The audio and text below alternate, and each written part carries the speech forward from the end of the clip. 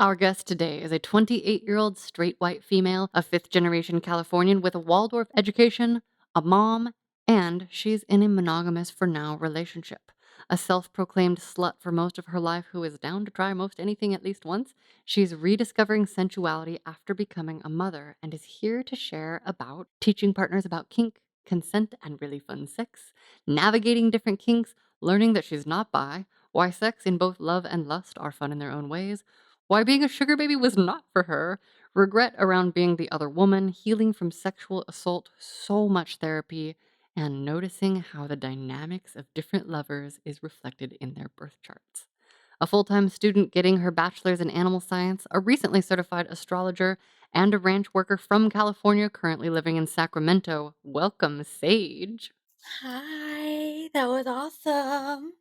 I'm so excited to have you here. And for our sweet listeners who know that I have astrological proclivities, I do promise that when we get to talking about charts, we will keep it grounded and thematic. And I just want to remind everyone that astrology is simply archetypal storytelling, and we all contain all parts. And we humans, especially here at Sex Stories, love sex stories.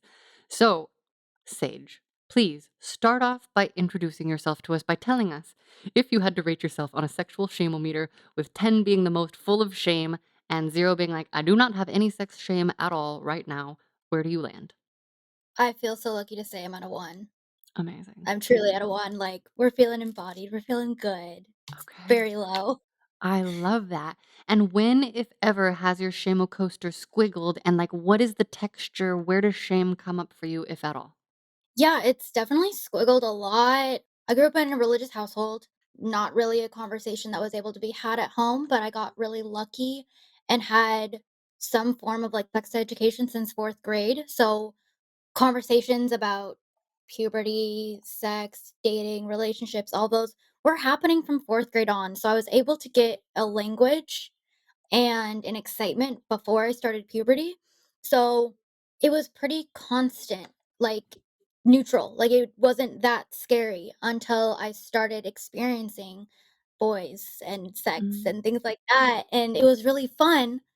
It was a 0 or a 1 until word got out that I had had sex or I had done things. A lot of judgment came from that. It spiked way up to a 10 for a while.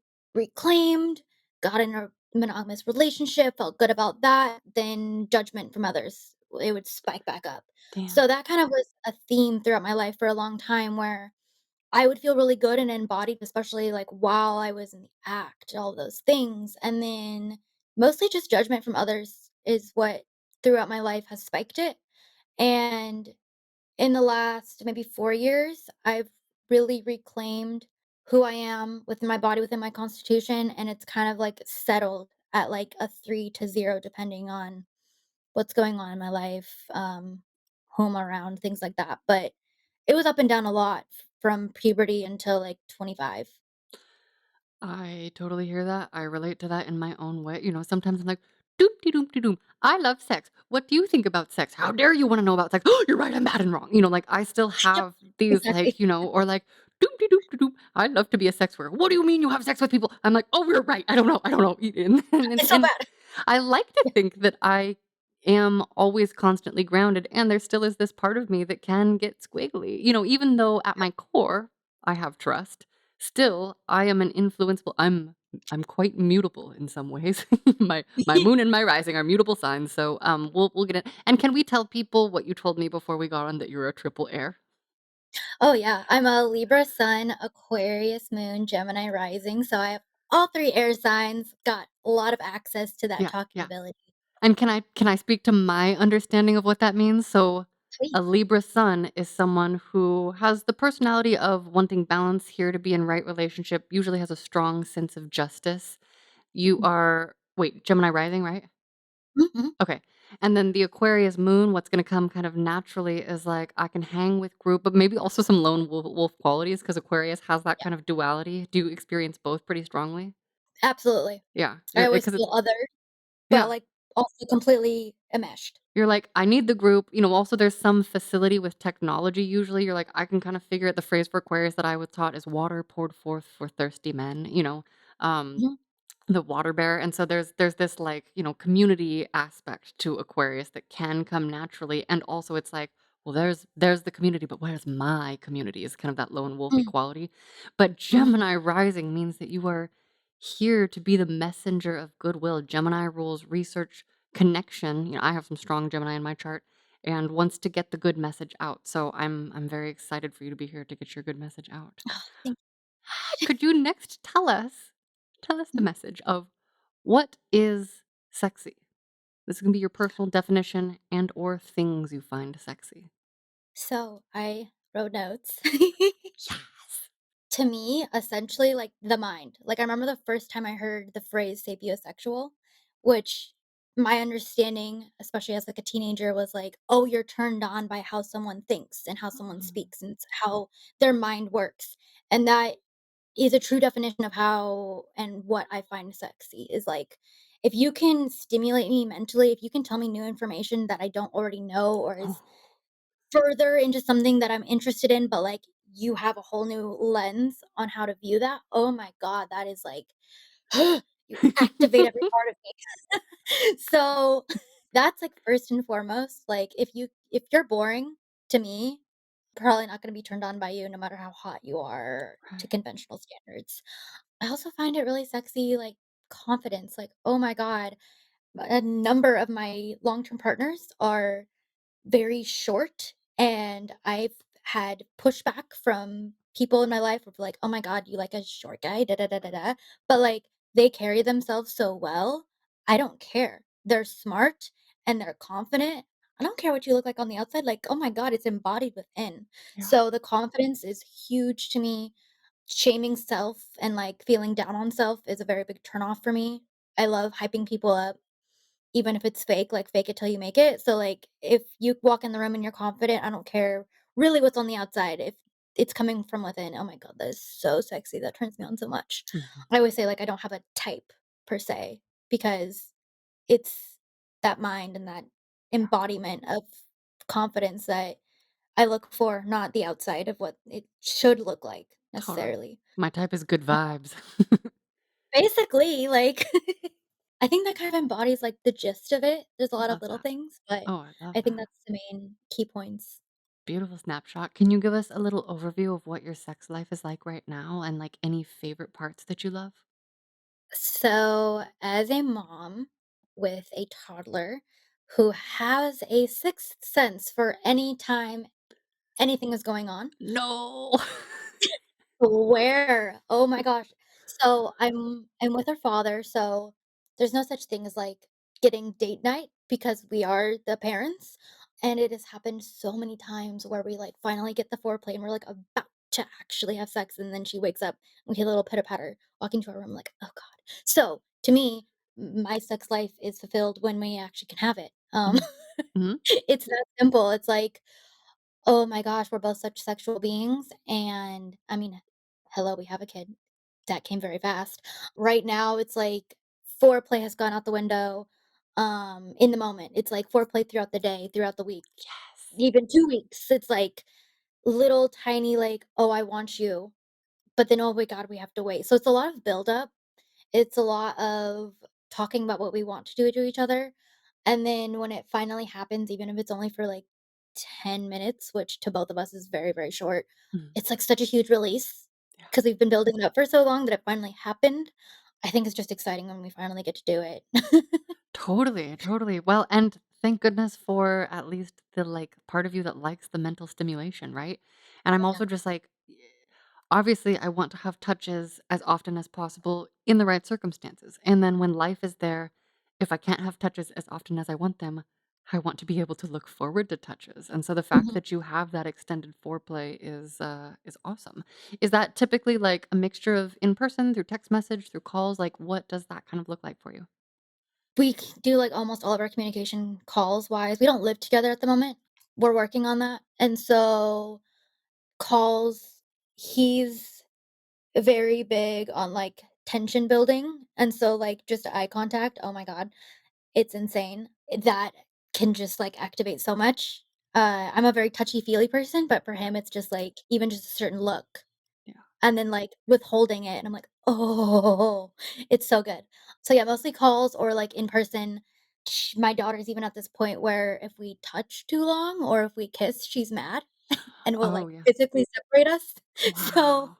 it's a lot of just, like, almost telepathy of, like, "We both want this. Let's try to figure out how we can, like, get her down for bed Yeah, sooner, and yeah. then we can go play in the other room." But, yeah, it's a lot of communication for sure. I love that. Can I ask, is there or where is the Earth in your chart? My Mercury, the way that my mind, works, the way I think and communicate is in Virgo, and then I also have Jupiter and Neptune in Capricorn. Okay. And I believe you told me when we were not recording that Jupiter's in the 8th house, which is typically Yes. known to be sex, death, money. And so Jupiter rules allotness, beneficence, like a big Santa Claus. And are they conjunct in the 8th? Like, are they close to each other? Or? Those are not conjunct, Okay. and the Okay. Neptune's in the ninth house, Okay. Ooh, but okay. yeah, So is there a part of yeah. you that also likes to have to be a little bit adventurous with, or do you at least dream of adventurous touches, or does the Capricorn kind of balance that out? Oh, no, Capricorn does not balance that out at all,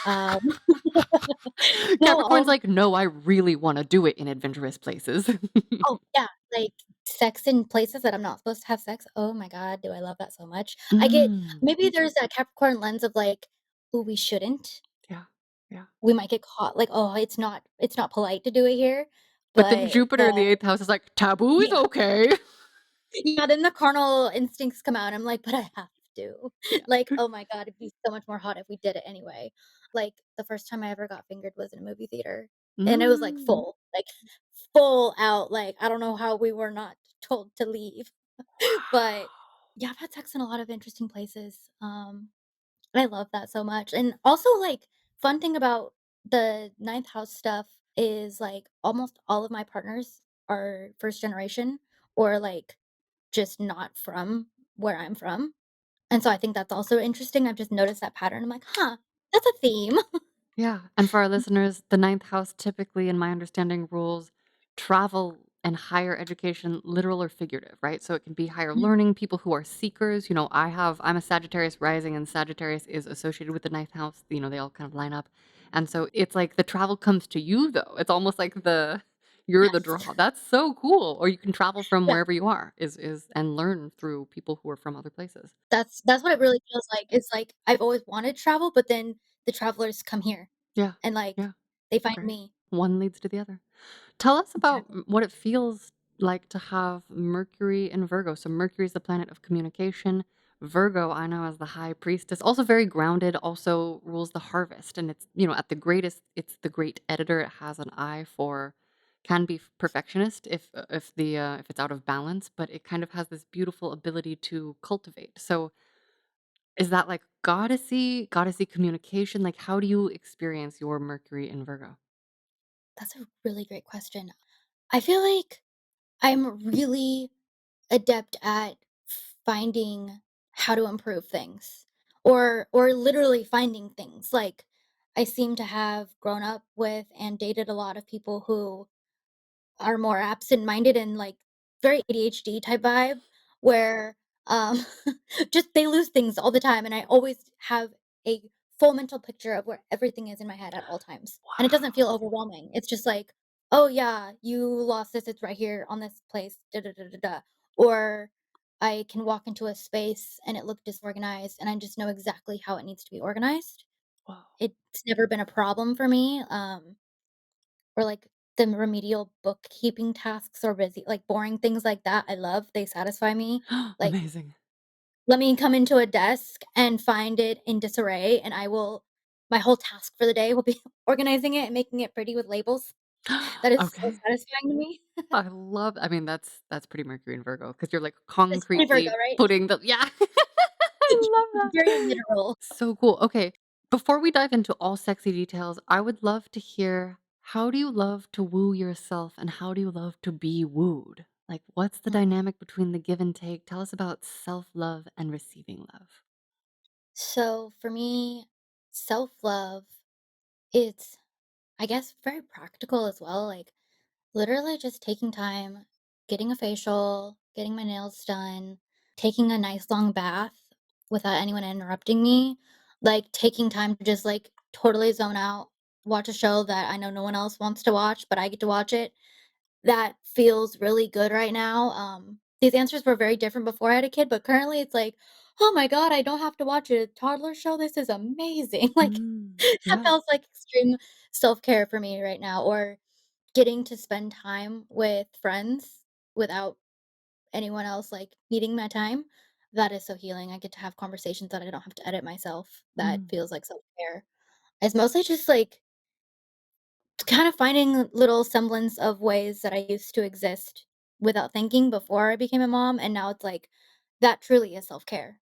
Also, being outside, I have to be outside very regularly outside of the city. So, Yeah. it's like, I work on a farm, that was in my intro, and that every week is just, oh my gosh, it grounds me, and it makes me feel so much better every time, and it's like, if I miss it, I feel a little scattered, but then if I can go back to that farm with beautiful animals, oh my gosh, I'm like a different human.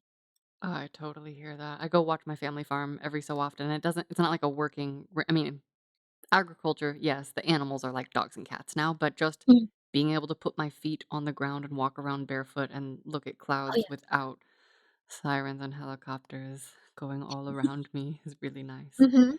Mhm. What about the parts of you that love receiving love? What feels really nourishing to you? Ooh, so receiving love, ask me about my day and be genuinely interested. Like like I said at the beginning, like, if we can have a stimulating conversation, oh my gosh, that makes me feel so good. So it's like, tell me about your day, but then ask about mine and ask follow-up questions. That makes me feel so seen and loved. And then in the broader sense of things of like new partners or anything like that, I would love to share about my sexual experiences and my history and my dating history and all those things. And having a safe container that feels like I can share everything and it can be like a fun, stimulating conversation instead of a, oh God, this is too much. I don't approve of this conversation. But when that happens, and thank God I've had that often enough, it's like, oh, I feel so loved. And it's like, that Mm. just does everything for me. Mm. Oh, I'm so glad to hear that you've had nourishing versions of that. I know that I definitely still contract when I feel like too much for some, even though I'm like, I am too much for most people. Like it's quite true. It's okay, Yeah, yeah. And it's like it's all good. And it is so nice. Have you ever had instances where you want to receive more attention than maybe you're getting in a moment and have been able to successfully ask for it or invite it? I've gotten really good at that in the last like 4 or 5 years, I think, through therapy. And not necessarily just what I've talked about in therapy, but having an outlet to spend a dedicated hour just discussing the things that I need to discuss, getting those feelings out there to a third party. Then when I come to my partners or friends or family, it's like I've gotten better at instead of shutting down, because that's my normal is to like retreat, shut down, Mm, disassociate. Instead of doing that, it's like, hey, I'm feeling unreceived right now. I'm feeling like we're disconnected. I'm feeling like we're not having a conversation. And I would like this to be a two-way street. I would like to have a back and forth with you. And this feels like you're talking at me and not to me. Learning how to establish that and learning how to phrase that in a way that it's received has like greatly improved like all relationships. But I think definitely just having it someone that's dedicated to you and only you, and it doesn't feel selfish because they're your therapist, yeah. has been really helpful to me. I totally relate. I'm like, no, this is the time where I get to noodle out loud with a person who's there to hold space for me and support Mhm. my growth, my healing, always. I want to hear a little bit more about you also told me before we started recording that you have Mars and Venus and Lilith in Leo. So that's also why Mhm. I ask about attention, in this kind of like love. Like, what does it take for you? We heard a little bit about foreplay. We've heard a little bit about like the attention you like to receive. Is there more to it? Like, what are those parts of you? Because Mars typically rules masculine, classic masculine energy, forwardness, and it can be associated with passion and sex, also war. And then Mhm. Venus, as I understand it, is what we love, what we value, and can often have to do with relationships and, divine feminine. So, how do you experience that as someone with Mars and Venus in Leo? So, for me, um, I've been called a selfish lover How do you feel about by that? certain oh, that pisses me off. Okay.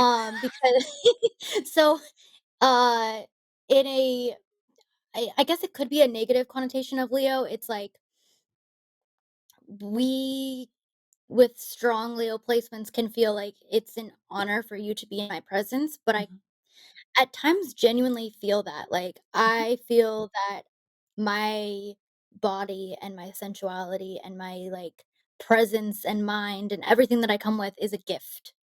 So you should be so lucky to be able to experience me and enjoy me, and I think we're gonna get to kinks later, but, like, I have a very big brat kink, so I like being like, "No, no, no, no," but then if you can activate and become that dominant partner of, like, "You are going to listen, you are going to do this for me, I don't care what you want, I'm gonna do this first," I will turn into the biggest lover ever and, like, Mm, literally give everything. Like, I will mm. do anything you ask, but you have to get me past that, like, brat saying no. Yeah, yeah. Um Oh, but yeah, I feel like that Leo is, like, very strong in that of, like, "No, I am the most important. You're gonna do everything for me first." But if they can activate that and they can, like, get past that, oh my god, like, I'm such a giving lover. yeah. But initially, if it's not activated, then I'm just like, "I mean, you're just lucky to be here, right?" I love I mean, I love hearing about sex. I love astrology. They're both great frameworks for getting to know people, but overlap them because Leo at the highest is the generous hearted lover. Leo shines their capital S self so that all others may see and shine their own selves, you know? At the Exactly. lowest, it can be the endlessly hungry narcissist that can never have enough, you know, never Exactly. feel enough. You know, and at the highest, we're all our own kings, queens, or whatever the non-gendered whatever royalty. It's our own like royal selves. So I love thinking about how Leo relates to brattiness. I'm Oh, so yeah. excited for kinky Oh to my go. god, yeah. Oh, that's gonna be so fun. Okay. Okay, before we get into all of those details, is there anything else to say about what needs for yourself connection-wise need to be met before you wanna get physically intimate with a partner? I mean, I sleep with people pretty easily, and I feel like if we meet and we've talked all day and it feels like I can't go home or you can't go home, we will be sleeping together because that's all it takes is like that sounds very simple, but like if I don't want to stop spending time with you, it's going to lead to great sex and in my experience it does. Mm, Um so like dating apps when I've been on those short-lived, but I have, it's like if we're texting nonstop, long paragraphs, you can come over. okay. But if I'm getting dry responses or you don't have much to say in person or on the phone, it's like, no, goodbye. Yeah, I don't wanna talk yeah. to you." Like, you don't get to explore the body part if we're not having a good back and forth The brain part. I love that. communication-wise. I love that. Okay. I also think sometimes simplicity is just the most beautiful thing, right? Like, it doesn't have to be complicated. It can be straightforward. It can be as Yeah. straightforward as desire and a good reason, and the good reason can be because I want to, you know? Yep. For Yep. me, I'm so logistical. I'm like, well, because otherwise I'm like a wide open floodgate of yes, and I had to learn how to close that and to have, you know, good for me reasons, and they change over the course of my life, but, I love that. Okay. Tell us now before we get into all of the details, both in monogamous relationship and before when you were dating, what are your health and safety practices like? Like, what sort of conversations do you have? What sort of protection do you prefer? I have always been tested really regularly, going back to that, like, really early sex ed class that we had every year from 4th grade on. Testing was never something that I was ashamed of. It was like, this is the most practical and logical thing to do. If I have a partner, I'm gonna get tested after them. I honestly hate condoms. Mhm. They I feel like there's never enough lube, so getting proof that they've gotten tested, I don't like hearing the answer, "Oh, I just did," Yeah. but, like, show me. Yeah. So I need to see that, Yeah. because I get it regularly, so I'm not gonna put myself in jeopardy just based off your word. So that's another thing is, like, if a new partner and we have a really great conversations easily, we should be able to talk about these things ahead of time. So that's part of, like, the buildup of if we're gonna sleep together, we've also talked about our history, at least recently, and how recently you've been tested, showing me that I have gotten into some situations where I believe people when they're like, "Oh, I got tested and I haven't slept with anyone since," and then they weren't tested after their most recent partner and, some stuff happened, Yeah. easily fixed, but getting that proof is the most important. Even getting tested while I'm in a monogamous relationship is important. Yes. Mhm. Um, I'm also pretty in tune with my body, so the 2 times that I have contracted something, I knew immediately, like, next morning woke up and I was like, "Oh, we're getting tested today," and it was quickly fixed, so, yeah, tested is the most and finding proof of the tests is the most common way for me. I do use condoms, but I hate them. Yeah. It's not pleasurable. Okay. Okay. And then how much do you like to talk about sex with your partners before you do it? Like, it sounds like you have a good conversation. It also sounds like, based on the information you gave me, that you've been a teacher to many partners, but, like, when especially when you were in the single dating phase, like, how much would your ideal talking about sex with a partner ahead of time be for you? Oh, I feel like that's most of the foreplay, like, Okay. let's sext all day long, like, there was at one point, a roommate and we both were single, like, newly single out of long-term relationships. We had this beautiful house that we got to live in together, and we both got on dating apps together because we were like, "We've never done this. Let's get back out there," and our opening lines with guys would be about sex. Like, it was, like, off the bat, like, on Tinder, "Let's talk about sex right now," like, "What is your kinks?" Like, that was like, "Hello, how are you? What are your kinks?" Um, I so love it was like that. I'm it was I'm shocked right now that that has not previously occurred to me. Never, because I was always like, oh, "I am it's so trying to fun. be normal. I don't wanna scare these people with how sexy I am. I've been getting rejected my whole life for being sexy." Oh my god. What was that like? Did you what yeah, tell Freaking us. awesome. Okay. Oh my god, it was so awesome, like, I actually got to meet some lightweight famous people through that, like, they just happened to be on Tinder, and it worked right away. Not as exciting as it sounds, but cool experience. Um, I've found, like, really great expansion through kink with that Mm, because if a guy is, like, turned off by that right away, it's like, "Well, I'm not gonna have fun with you then if we can't play," like, yeah. but then if and then also guys aren't used to a girl opening the conversation like that. They're used to being the one that's pursuing, but getting in my masculine in that way and just, like, initiating those conversations, they're like, "Oh, I can talk about things that I'm not supposed to talk about women with. Oh my gosh, let's go." And Mm, so, I feel like that kinda relates to that teaching aspect of, "Oh, well, here's, like, the BDSM website where you can take, like, your kink test."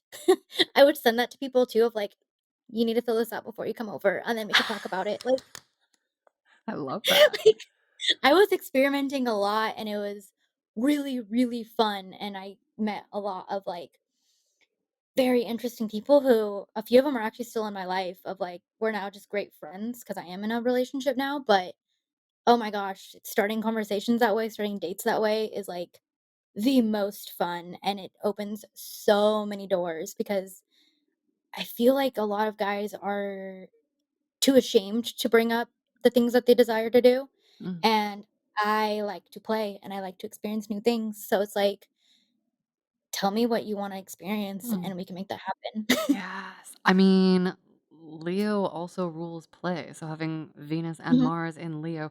Also, I hear Jupiter and Capricorn in the 8th house, like, "Tell me about your kinks."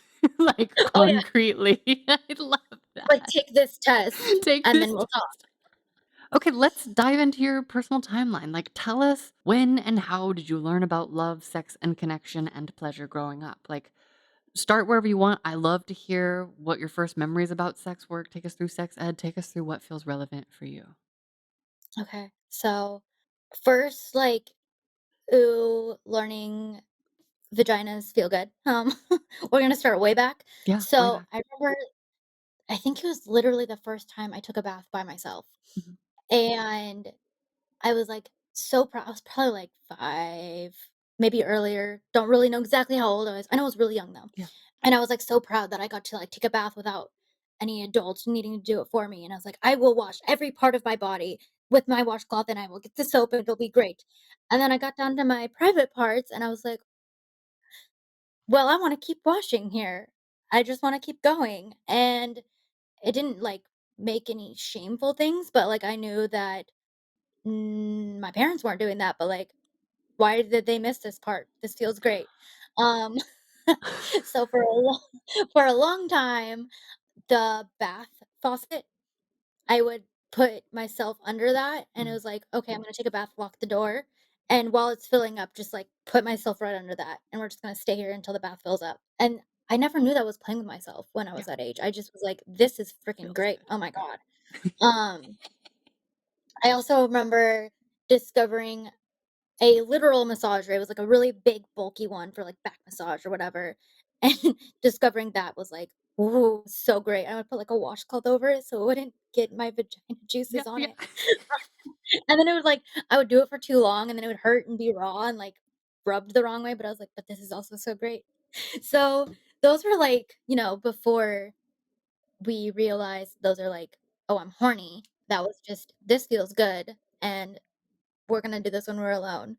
And that was, I feel like, very early on, and I didn't talk about it, but it was like, "This is great. I look forward to this time."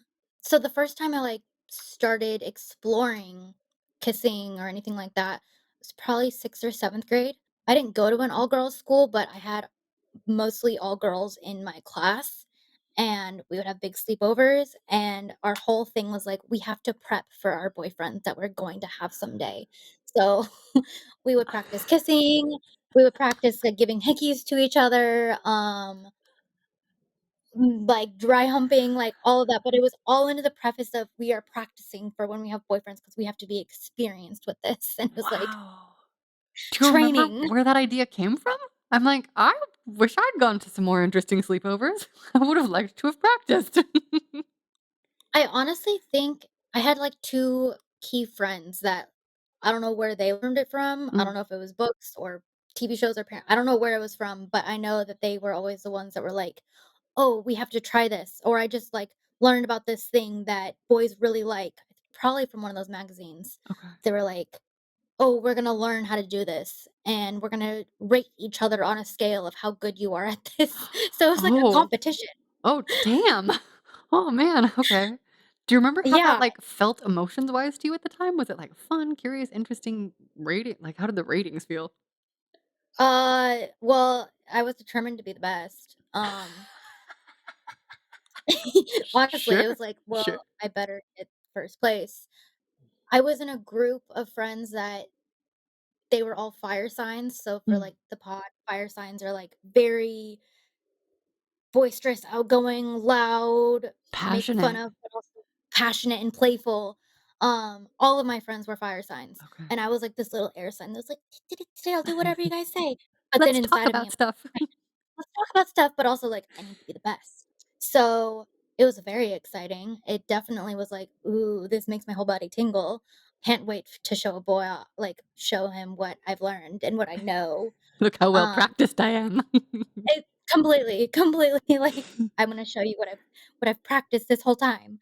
So, that was an interesting experience with all of my girls, and we didn't think anything, like, of it necessarily. Like, it wasn't uh, like, the term or the idea of being gay was never even in our minds. It was Yeah, just like, "Well, we can't practice with a boy that's not our boyfriend, so we have to practice with each other." Like, it was so matter of fact, yeah, which is really funny to think about because this was in, like, 2009, 10, 11. Is okay. that we're, like, practicing these things. So, yeah, the whole gay conversation was not really there. It was just, "We're practicing, so we're ready." In 8th grade, I think this was, like, where my sexual awakening kinda started. School dances started, and when you're in Waldorf, you have a really small school, but there's a ton of other Waldorf schools around, so it's like you all start going to dances and group activities with all these other classes of all the people your age, and there was this one class that had mostly all boys, and they were hot. They were so hot, and they were so much more Nice. experienced. Like, Oh, they were from the, like, kind of more intense part of town and okay. had, like, crazy experiences, and, we immediately all started dating each other, like, off the bat, like, going on mall group dates and movies and stuff like that, and "Oh, you're dating him this week, and I'm dating him this week," and whatever. It was just, like, all this stuff. So I remember during that time, I had a phone not phone, it was like an iPod Touch, and I would be up all night texting all these boys, and they'd be telling me what 1st, 2nd, 3rd, and 4th base was. I didn't know what that was, or, Oh, like, yeah.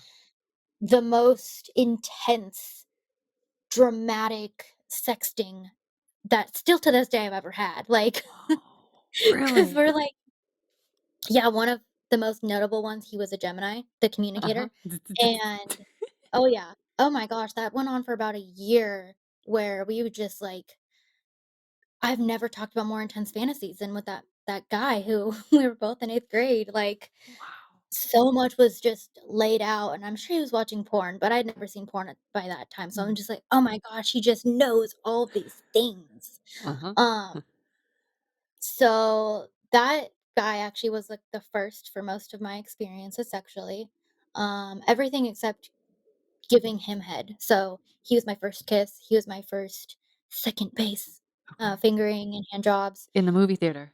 Yes, exactly, in the movie Okay. theater. Uh-huh. Um, we eventually even had sex. I wanted it so badly because we'd had this, like, year-long buildup of wanting to have sex, and that was great. It ended up not so great because, like I said, all of us were dating each other, right? And at that time, we had moved to high school, I was at a different school. He was on and off with one of my best friends, and he was at an off time when we decided to have sex, and then they immediately started dating again, and she was a virgin, he was a virgin until me. I lost my virginity to him. So that was a whole thing. Yeah. That was really not cool, and that's, like, what really spiked my shame-o-meter initially, like, to a 20. Mm. I actually ended up losing all my friends that I had Oh. got known my whole life from that. They shamed me pretty greatly for that. He never talked to me. It took him, like, 5 years to talk to me again. That was intense, but the sex part itself was like, "Whoa, I finally had sex." Damn. That's a heavy social repercussion. Oh, yeah.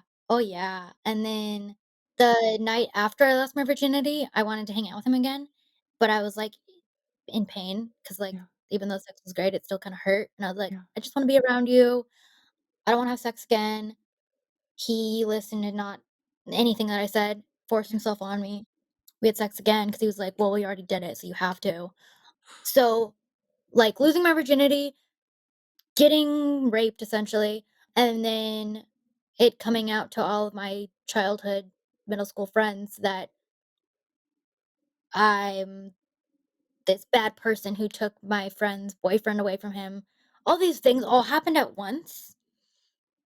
And I like to share this because I feel like it's kind of what like ignited my hypersexuality because I was reclaiming what the repercussion was. Because it's like if I lost all my friends, I am labeled as this big slut who just can't respect any boundaries, all these things. It's like, well, the worst has already been said about me. And I really like sex. I really like how this makes me feel. I really like how this makes my body feel. So from that point on, I kind of just like was very loose with my feelings. Like I didn't want to get attached to another guy. Um but I loved having sex. So that kind of clouded my sexuality for a long time. So I was like, when I would meet a new guy, it's like, we're not dating, we're not gonna get in a relationship, but we can talk all day and do physical things together. Because I was like too scared to get attached to someone again. I would love to hear before we move on to, like, the next set of details. Rewind us to your sex ed. So you said you got sex ed starting in 4th grade. How, if at all, did that kind of, like, inform any of the explorations that you actually had that were hands-on? Like, it sounds like it helped by making you open-minded. Maybe you got some good information. What do you remember about sex ed? And, like, before you got to trying things, it sounds like you talked with girlfriends, but, like, did people talk about sex before doing it? Like, tell us both the social Yeah. education and the school education pieces. So it started in 4th grade, and the 4th grade, like it was very like per age. So initially it was just like boys go in one room, girls go in another. We're gonna talk about periods and then erections. And that was it. It was one day. And throughout the years, it got more and more of like practical in terms of dating and all those things. Like I remember by the time we were in 8th grade, it was a week long seminar essentially. And there was this one part where there were 4 corners and each corner was like how comfortable you are with something. So it's like not comfortable at all, sometimes, most of the time, always. And our teacher who was leading the seminar would like ask questions of like, oh, or they would make statements. I am comfortable with this on the first date. And then we would go to whatever corner. And so opening up conversations like that was really, really helpful because she kind of gave us this outlet or this idea of okay, we all actually are kind of on the same page. It's okay if we are on different pages of what we're comfortable with or not comfortable with. It gave us a language for those type of conversations with someone that's trusted and has taught a million of these seminars that we'd had such an early age of talking about the really basic, reproductive, what those organs are, all the way up to, okay, we're going on dates. Are you okay with kissing on the first date? Are we okay with holding hands? Are we okay with oral sex? Are we gonna go all the way? All these things.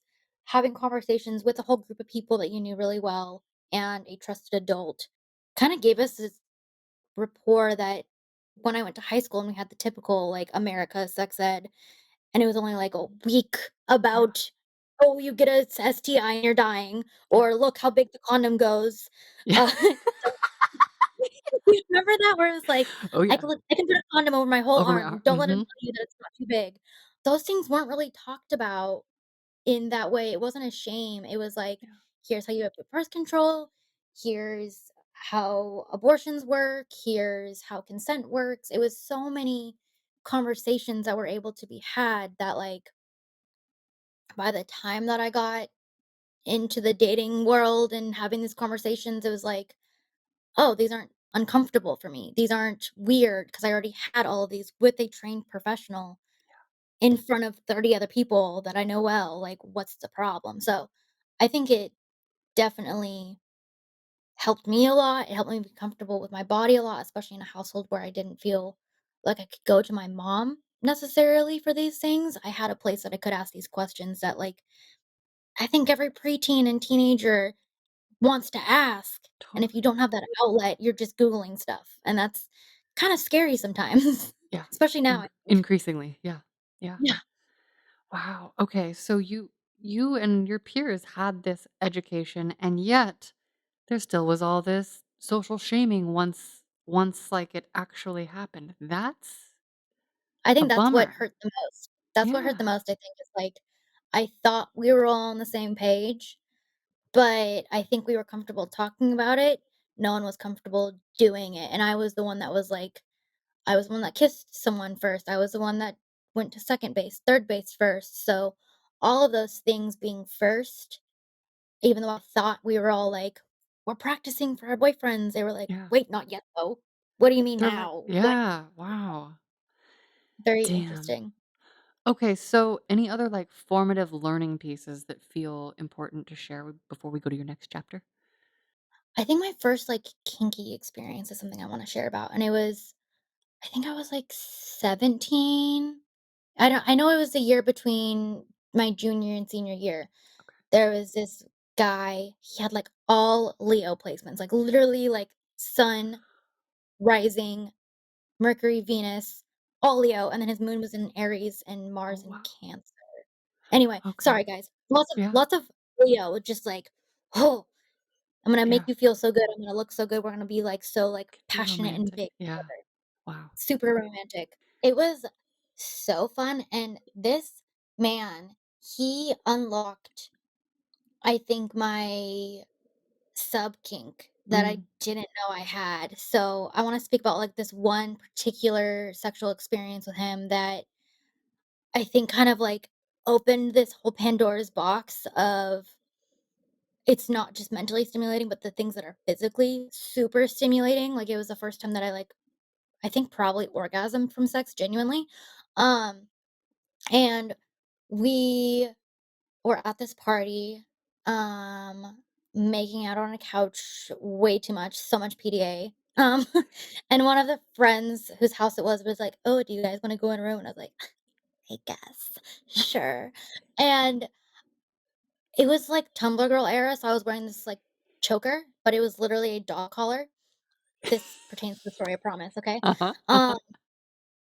and we start having sex, and he's hitting it from the back and grabs the collar, and it, like, chokes the hell out of me, and all of a sudden, like, all the endorphins in my body just were, like, on level million, like, everything just felt so much better, and it was, like, the craziest sensation that I'd ever had up until that point, and, like, sex was good with him before that, but, like, that experience just, like, activated something in me that I was like, I didn't know I liked being choked. I didn't know I liked being restrained, but holy shit, like, this is what sex is. Like, it was like, Yeah, in every way. And then afterwards, it was so kind and tender. It wasn't aggressive in a mean way. It was just passionate and primal and so sexy that after that experience and being with him, it was like, I don't think I can have regular sex ever again. Like, I kind of started seeking out those type of partners, mm, that could kind of take me in that way and be that primal, like, just do it in the moment. Yeah, it just activated something that I didn't know was possible. So that was mind-blowing and beautiful and amazing, and love him to this day. Like, we're still wow, connected. He's okay. amazing man. It sounds like the collar grabbing, which created some choking, was a surprise, but it also sounds like you were not scared. Ew. Did I get that right? Okay. Did you have an awareness of kink? Like, you learned about kink through that, but, like, did you already know what it was? Because 'Cause you're 8 years younger than I am. However, generationally and with where internet had evolved during that, like, those formative years, I know that Mhm. people who were even slightly younger than me or, even less so, like, know a whole lot more about kink at a younger age or, yeah, way younger ages. I also grew up on a farm Mhm. pretty, didn't learn all the things. I'm still learning. But, you weren't scared. It sounds like you felt safe even though there was Mhm. no explicit conversation about choking. Did I get that right? I don't think there was an explicit Okay. conversation about it, but I do think that he checked in of like, Okay. "Is that okay?" Okay. And I was just, like, melting like, "Uh-huh, uh-huh, uh-huh, But yeah, so yeah, did you yeah, know yeah." what kink was, or were you like, "What is that?" And, like, I what don't was your think understanding of kink and power dynamics? I Because know I I had a didn't get it. Tumblr. Okay. I know I had a Tumblr. I know that, like, that was my, like, intro to porn or anything like that. Okay. I think I had Skins. That show, Skins, that British UK show Uh-huh. of Skins, that kind of lens of sex was something that was, like, very interesting to me. I'd watched a lot of sexual movies up at, like I watched a lot of indie movies and things like that at that point, but I don't think I knew the language of kink Yeah. or anything like that. I didn't have the language, but, like, I was interested in all of those themes. Yeah. I just didn't know that was, like, a thing real people did. I thought it was, Totally. like, on the internet or porn stars or things like that. Because leading up to this experience, I was really interested in, like, watching documentaries about porn stars, researching sex, researching these things, watching really racy teenage things, like angsty stuff. So I was, like, very interested, but I don't think I had the language for it at all. Okay. So did you keep seeing him and, like, you're like, "I want more of that." Like, how what did it lead to next? It was the most classic summer romance. We saw each other the whole summer, and then right before school started, he cut me off, and it was, like, out of nowhere. Like, it wasn't really a conversation. I had to come to him and be like, "Hey, we text every day, and now we're not texting at all. What's going on?" Like, I called him, and he's like, "Yeah, I just can't do this. I started seeing someone Oh. else, and Rude. I can't do that to you." And I was like, the fuck?" You already Um, did. yeah, like, that hurt a lot. Yeah. But yeah, it was because we weren't ever, like, officially dating. It was just, like, beautiful, wild, crazy, hot summer romance. But, yeah, it didn't continue in the school year, and then I found out, like, years later that a lot of his friends he was really popular, just prefacing, like, prom king popular. Mhm. I was not. Mm. So I found out that a lot of the other popular girls didn't like me and straight up told him if they saw him with me, he was no longer allowed to, like, be in the cool kid area. So, that was interesting, Humans. but I didn't learn that till later. Wow. Okay. So Yeah. interesting. Yeah, so what were your next experiences like after that? So you have another year of high school to go here. You have kinky inklings, Mhm. and was it a heartbreak or was it disappointment or, like, did you let yourself get attacked? Like, how did your emotions kind of apply there? It hurt a lot. It really hurt. I felt like we had a really beautiful connection. I felt like it was getting really serious, and I came from my Waldorf school and went to public schools where I knew no one on the whole campus. I made friends, but, like, I felt like he also kind of was this, like, shining beacon of, like, "Oh, I'm not just, like, the weird kid from a different school anymore if I'm with him." Mm, So it was, like, all the relationship part made me feel great, but also, like, "Ooh, maybe I'm not just this outcast anymore if I'm with him." And then that ending was, like, yeah, it hurt a lot. But then my next experience was, like, next level of kink awakening, which also I love to talk about. It was with this guy who he didn't go to our school anymore.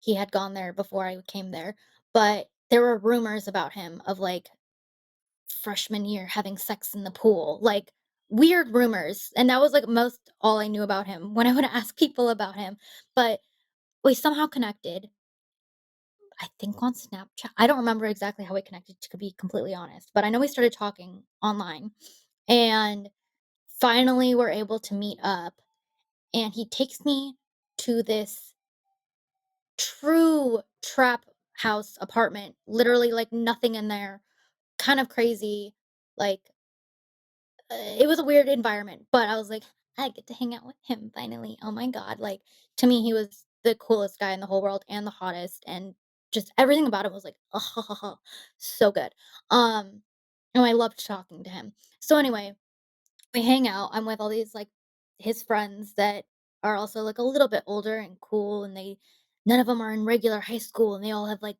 jobs that are, like, kind of underbelly jobs, right?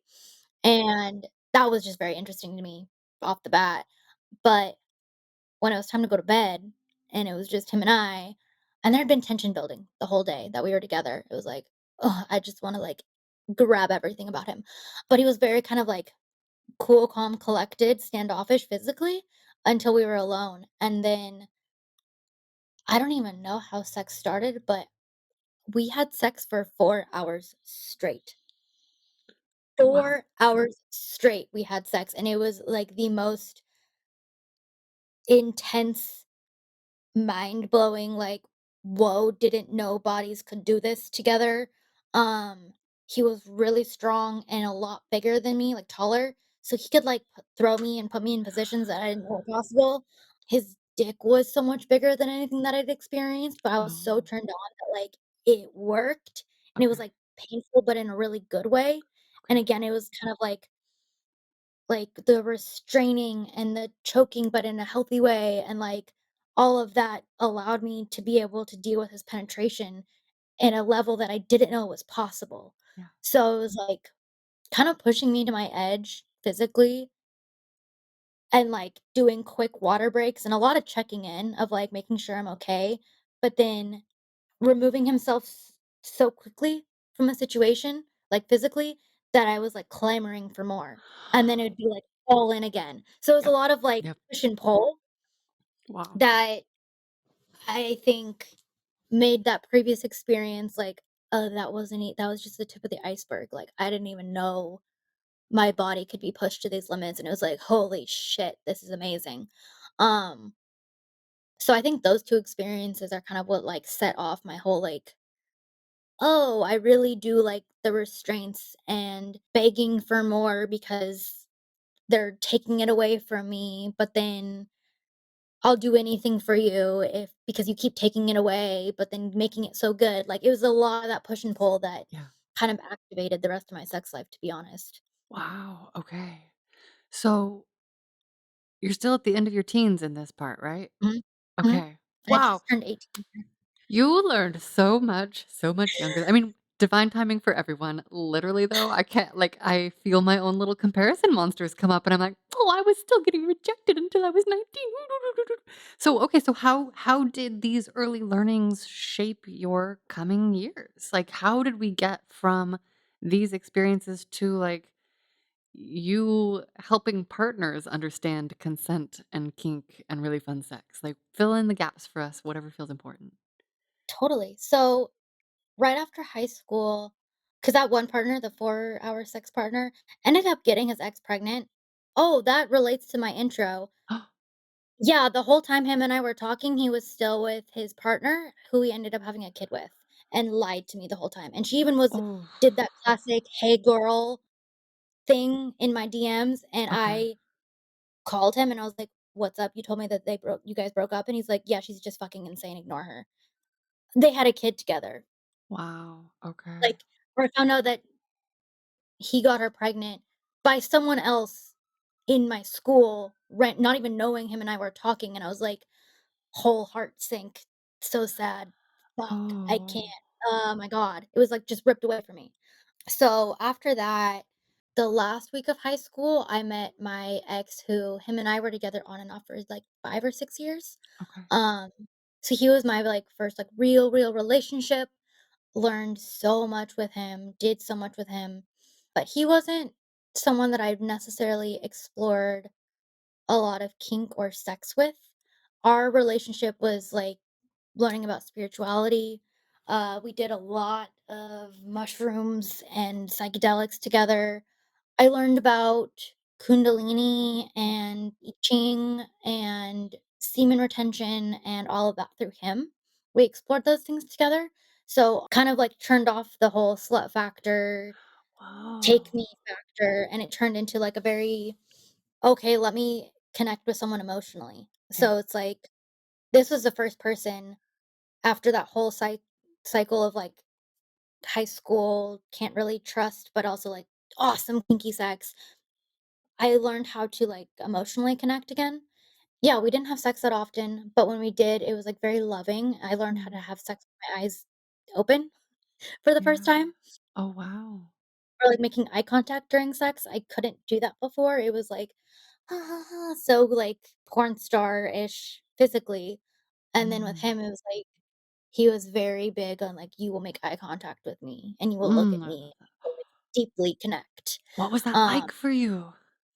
It was really weird because I Okay. had just figured out, like, "Oh, I need all these, like, restrictive sensations and, like, mind games to get off," and now I have to fully drop into my body, actually, and have slow, in my head, vanilla sex that isn't that exciting, that isn't that crazy, but, like, "Whoa, we are connecting physically." It's a different intensity. Completely different intensity and, like, having sex on psychedelics, don't know if I would recommend that to anyone, but, like, for us, that was a huge unlocking factor of learning how to be vulnerable emotionally, because Mm, that was something that I wasn't doing. I was talking about all these emotions or these things, but I wasn't feeling any of them, and then with yeah. him, it was the first time, I think probably ever that I was, like, safe emotionally long term. It wasn't just, like, a fleeting moment thing.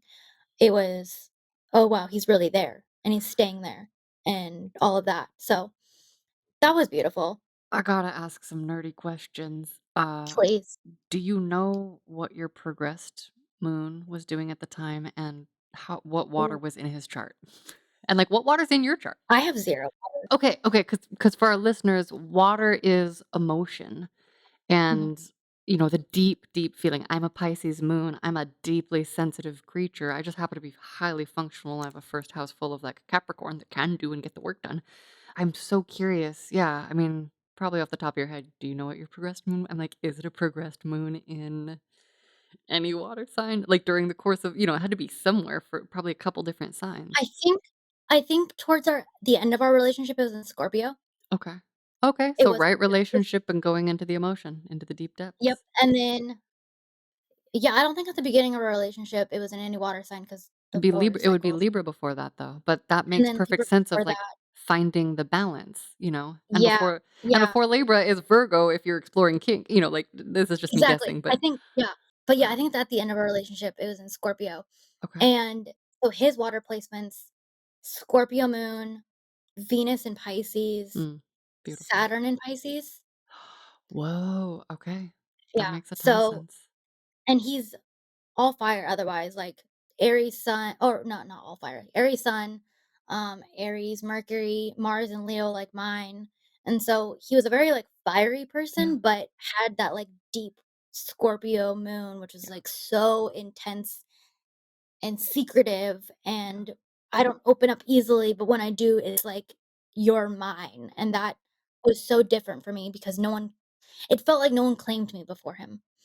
And he Whoa. finally claimed me, and I was like, "Oh, this is actually what I wanted, holy shit." So even though I don't have this, like, crazy fun sex life, it's like, "But I get to be yours." And it was like, oh my god, so good, so good. Yeah.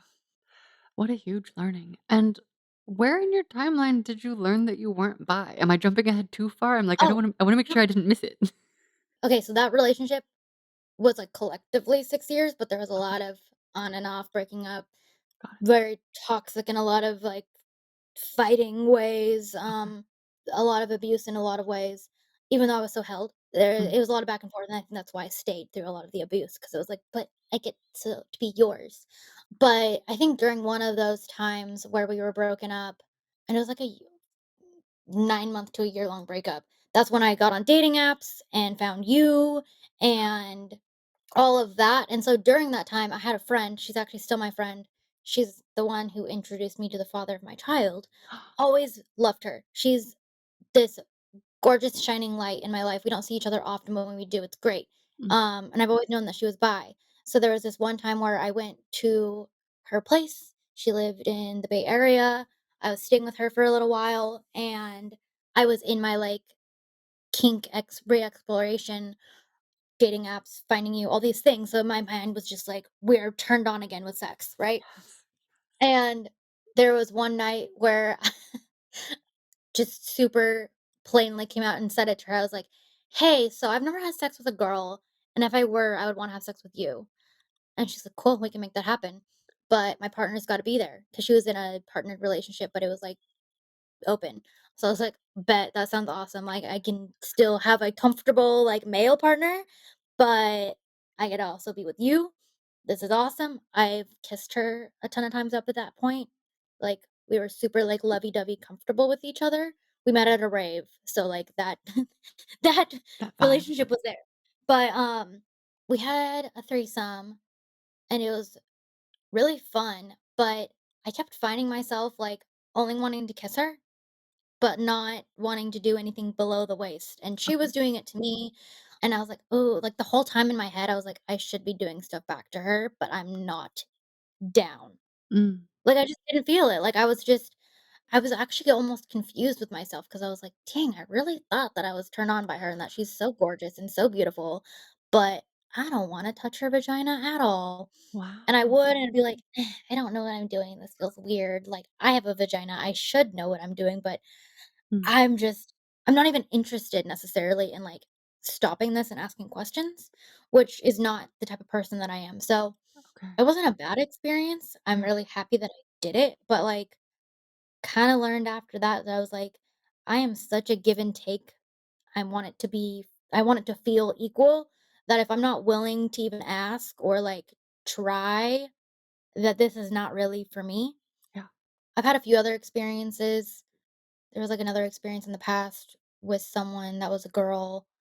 We were gonna try in front of the boyfriend, and that also just was like, I don't really making out's so fun, and I Yeah, love touching your boobs, and this is okay. so fun, but, like, you don't really need to touch me, I don't really need to touch you down there, and so it felt like I don't know, I was just I'm not a taker, and I've been around other women who are bi that are like, "I'll just do everything to you," and I'm like, "But that doesn't feel right to me, like, if Mm, I'm not willing to do this to you, we don't need to do this." So, yeah, that was interesting though, because I always thought that I was probably bi, especially from those, wow. like, very beginning experiences of, "Ooh, I make out with girls and we're practicing for guys, so I probably am bi because 'cause I've had all these, like, experiences that really turned me on." But then, yeah, anything that came below the waist, I was like, "Oh." "Yeah, you're not turned on by this, and it actually turns you off, so Okay. guess we're not."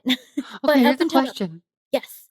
Would the phrase, and I'm fully making this up, maybe someone else has made it up before, I don't know, maybe it exists, I don't know. Above the waist bi resonate? Because it sounds like making out is if it's a turn Yeah, on. Above the waist bi is then kind of sure, a it's got a oh, ring. yeah, I I don't like know. that. I You're like above the waist that. I like bi. that. I dub thee. Um, no, I love that because yeah, like, I love making out with girls. They're They're so so pretty, soft and so, pretty, so and boobies soft, are and nice. literally, like, all of that is just like, "Oh, I feel so good." Yeah. But yeah, the below the waist, and so Yeah. mm, I mm, also have felt the pressure of, like, I should know what to do because I have a pussy, and I've mhm. interviewed so many people that are like, "Well, I have a pussy, so I know what to do," and I'm like, "Well, I've interviewed and touched so many people, and I know that so many pussies are so vastly different, so I don't know what to do." And I have to have a person who I wanna communicate with and who I feel comfortable communicating with because I definitely have had partners that were exploring and in their own comfort levels, and all of it's fine. Like, I think all explorations between 2 parties who are open with themselves and on the same page are worthy, Mhm. and with one of my past partners who was totally open and honest about she was exploring, she was curious, and we didn't have a whole bunch of communication, and so I was like, we kind of found the vibe, but I was like, "I don't really know," and, I kind of maybe she was, like, having an okay time, but I could tell that she was, like, somewhere else, and then at the end, she's like, "Well, thank you for that. I think I'm just really straight." And I was like, "That's fair. Oh, Totally fine. All good." Like, and it yeah, was like, it was cute. We hugged, all of that. But yeah, I mean, especially for someone like you where communication is so important, I can absolutely understand how not feeling the impetus to be like, where do I, what do I, would be. And also, I've talked to so many people whose sexualities have fluctuated throughout their lifetime. So I always just hold a maybe for everyone. yeah. You know, that actually I think I just had an aha moment, so thank you. Um, I just realized I have never been intimate with a woman without a man there, Oh, and I okay. think that actually might be a pretty big factor where it's like a performance for the guy, and I'm wondering if I actually was having sex with another woman and it was just us, and it wasn't for this guy or in front of him, the boyfriend or my boyfriend or whatever, Right.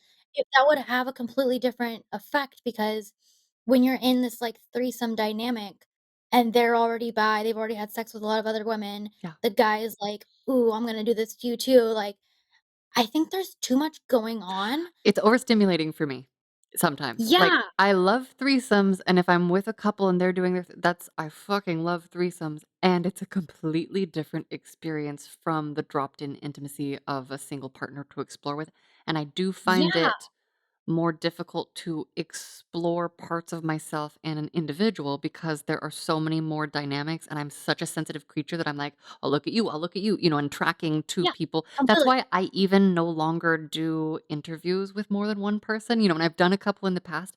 They're so difficult for my brain. Like, and I Yeah. really want to give people, okay, well, divine timing, no rush. It's monogamous right now. That's all fine. But I would be curious. I would just be curious to No, to to I hear. think that's just I never thought about it like that, but Yeah. yeah, because I've even had another, like, partner play with that same girl with my now partner, like, it was, like, 2 couples type Yeah. vibe, Yeah. and we, like, kind of played and all of that, but again, there's 2 men watching, Mm, and I think wow, okay, I actually am, like, kind of reestablishing my definition because I would love to have threesomes way more, but I think I probably need to have sex with a girl when it's just us and not a guy there because that might completely change the dynamic it and, could. like, have the space to have those conversations that I don't Yeah. feel like when we're all just, like, in the heat of the moment, those conversations don't necessarily happen. There's not that space to just, like, "Hold on, you go over here, man. Yes. Yeah. Well, You go over and here, boyfriend." one of the things that I really love about one-on-one connection, and this is not to say I do not love group connection. They are two unique, incomparable circumstances. And the thing that I Yeah, really treasure about one-on-one connections is I typically get deeper amounts of information from a person when it's just me and them. And what I've Yeah. noticed from accidentally stumbling into group dynamics is that just because I have shared deep information with one party and deep information with another party, and I know through those deep shares that they also have shared that information with each other, there's Mhm. something that happens in the triangulation where I should not share those depths or even acknowledge those depths among the three of us. So there is Oh, interesting. always a shift that I notice occurs. And again, I'm a highly sensitive creature.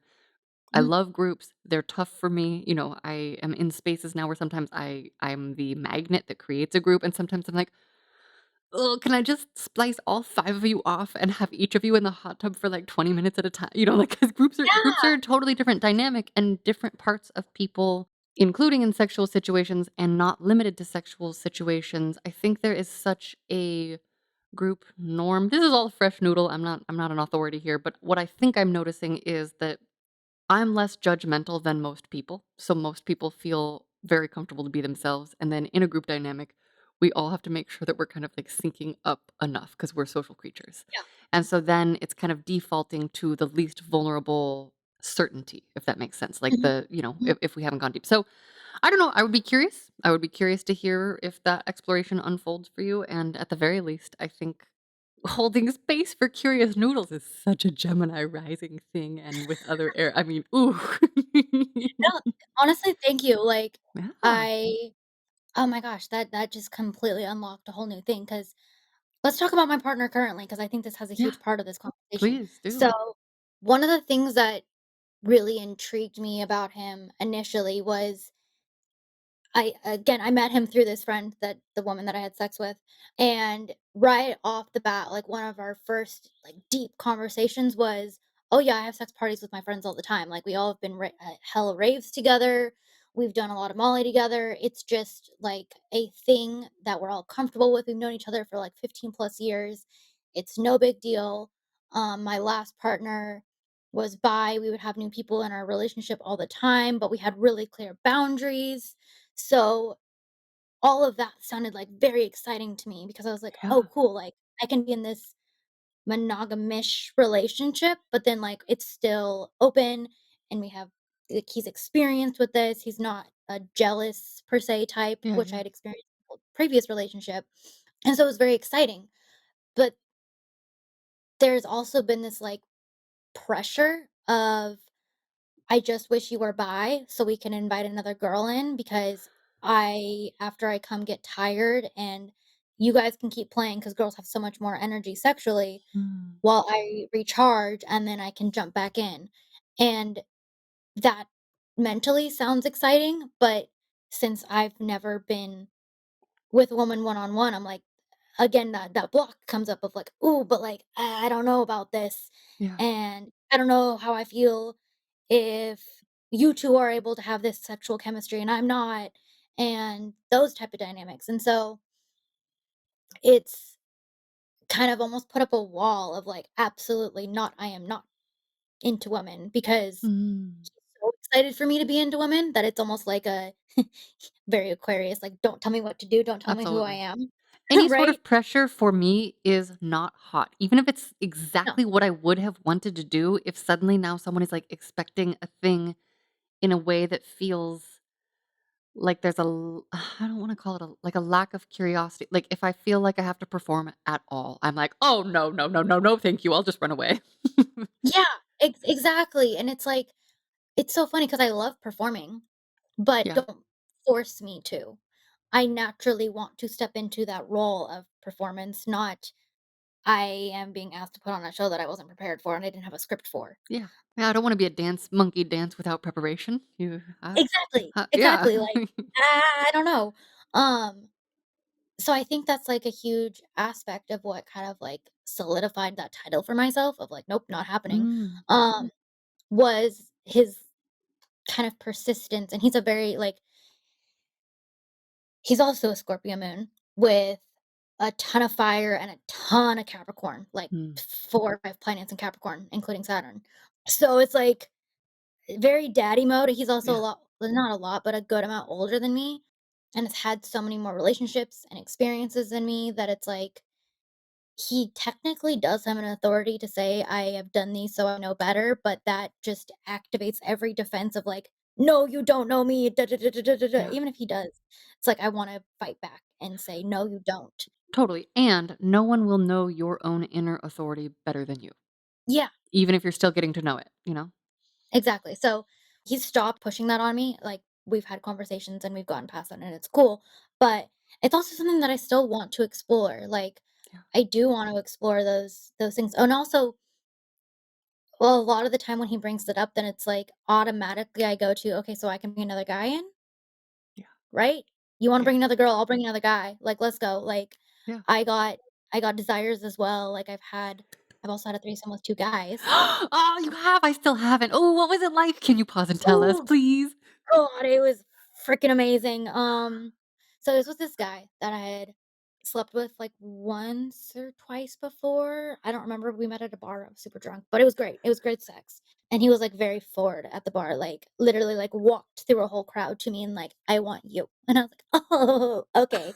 Um, so it was, like, fun interaction from immediately, and he had this other friend that was with him at the bar, so, like, I met him, and even when we went back and had sex for the first time, we were in, like, in a hotel room, and it was, like, 2 beds, and we both were having sex with our individual partners, so I already knew this other guy. Fast forward, like, a month or something, we met at randomly at the bar again, and they kind of, like, proposed to me of, like, "Hey, we both wanna take you home tonight," and I was like, "What?" Really? Like, I feel like it's hard to find 2 guys that are straight that wanna do this, like, because it's always been a fantasy to me to have both guys. Because Same. like, oh my god, please. But I just felt like I couldn't find 2 guys that were actually down to not compete with It each other takes and a make it weird, specific right? chemistry. Absolutely. Yeah, yeah. Yeah, and apparently they already have, like, a history of this, and Ooh. I think they're both sex workers in some form, all Okay. like, OnlyFans or something, I don't remember exactly what their history is, but I know they're both, like, very comfortable with these aspects, and so them proposing it was like, "I've kind of been wanting this forever," like, "You had no idea. You said the exact right thing." So, I went back to the house, and that was just an amazing experience, like, having both ends stimulated the whole time and, like, not having a break because I have a very high capacity to go a really long time sexually, Yep, and I same. feel like I go longer than most guys. It's funny because 'cause I've talked to a lot of girls and they're like, "Ugh, I just wish you would finish," and I'm like, "If it's good, I never want it to finish." Yeah. Um, like, until I'm physically, like, hurting, I don't want Exhausted. it Yeah. to finish, I right? totally hear that. I get in touch So loops and I'm like, more touches, more touches, more touches. I'll be I tired, I'll fall off, and I'll be like, I still no, completely, completely, it's, like, unsatiated. So, yeah, having both men was, like, so great. Mm, They kinda controlled the whole thing, which is all I ever want is, like, fun. please, I don't wanna think, just tell me what to do and I'll do it. And since the initial guy and I already had that, like I knew we had good chemistry sexually, yeah, when that happened, it was like, "Oh, this is possible." So, then with the current partner, when it's like, "Oh, you wanna bring in another girl? Okay, I don't think I'm necessarily gay. You don't think that you're gay, but, like, if we're both doing this for each other, then, like, we gotta make it even." I love that. Oh, I love that. Yeah, yeah. I mean, I don't like one-way streets. I don't do one-way streets. No, exactly. So it's a funny little conversation that yeah, we're rebuilding trust for Okay. that to even be an option, but when it does, like whether it happens with sex parties or two couples or whatever it ends up with, I'm like, as long as we can be equal, I am okay with this. This is Yeah, fine. yeah. I wanna hear you talk about sex in love and lust. Yay. So I feel like they're two completely different animals. I feel like sex and lust very much like the kink side of things because, like I said, I'm really good at asking what those are, setting the boundaries, establishing safe words, all of that. And I'm kind of more comfortable establishing those things before the feelings, right? Yeah, yeah. So that aspect is like a very erotic and exciting and we can go all night type of thing. But then since I don't have that emotional intimacy or connection, I can kind of do okay with not seeing them for a while, and then when we see each other again, it's just, like, very exciting and passionate, but, like, I recognize that our lives are not aligned in that way. We both aren't really in a space to be in a relationship, yada yada. And so that lust aspect is like, ooh, when I see you, it's gonna be so activated and turned on. But then I'm not too concerned, neither of us are too concerned of what's going on otherwise in our Yeah. lives. Versus love, because now I've had like 3 pretty stable, serious, loving relationships where we've like built that connection and trust. It's so much slower and it's so much more like soft and sweet. And even if it can get primal, it's like I don't need all the extras. I don't need all of the restraints or anything like that unless we're having sex like every single day. Then I need that eventually. But it's like just that softness and the eye contact that's also huge is like if I don't know you super well, we're not going to be making deep eye contact during sex. Mm. Whereas if I know you very well, it's like it's just so much softer. And I feel like a lot of women that I've talked to, that's the only way that they can get into that kink aspect is if they have that first. But Mm. for me, I need so much more groundwork to establish that soft side of me. And I would rather just go all in like rah or like aggressive sex, and then that softness opens up over time. It's very interesting though. Yeah. It's like 2 completely different animals that you're dealing with.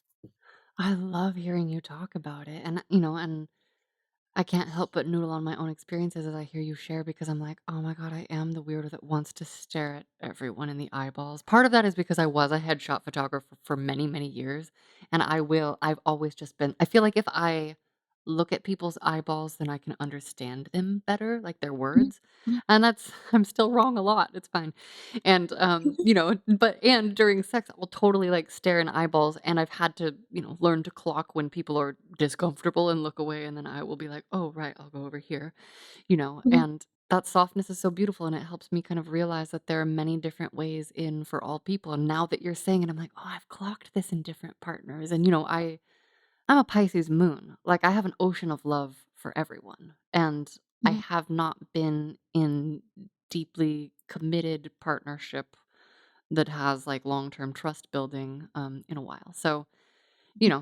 it's a totally different texture, and I love hearing your Absolutely. distinctions, and I love hearing the parts of you that need softness and the awareness around that too, because it comes from all sides. Wow. Okay. Absolutely.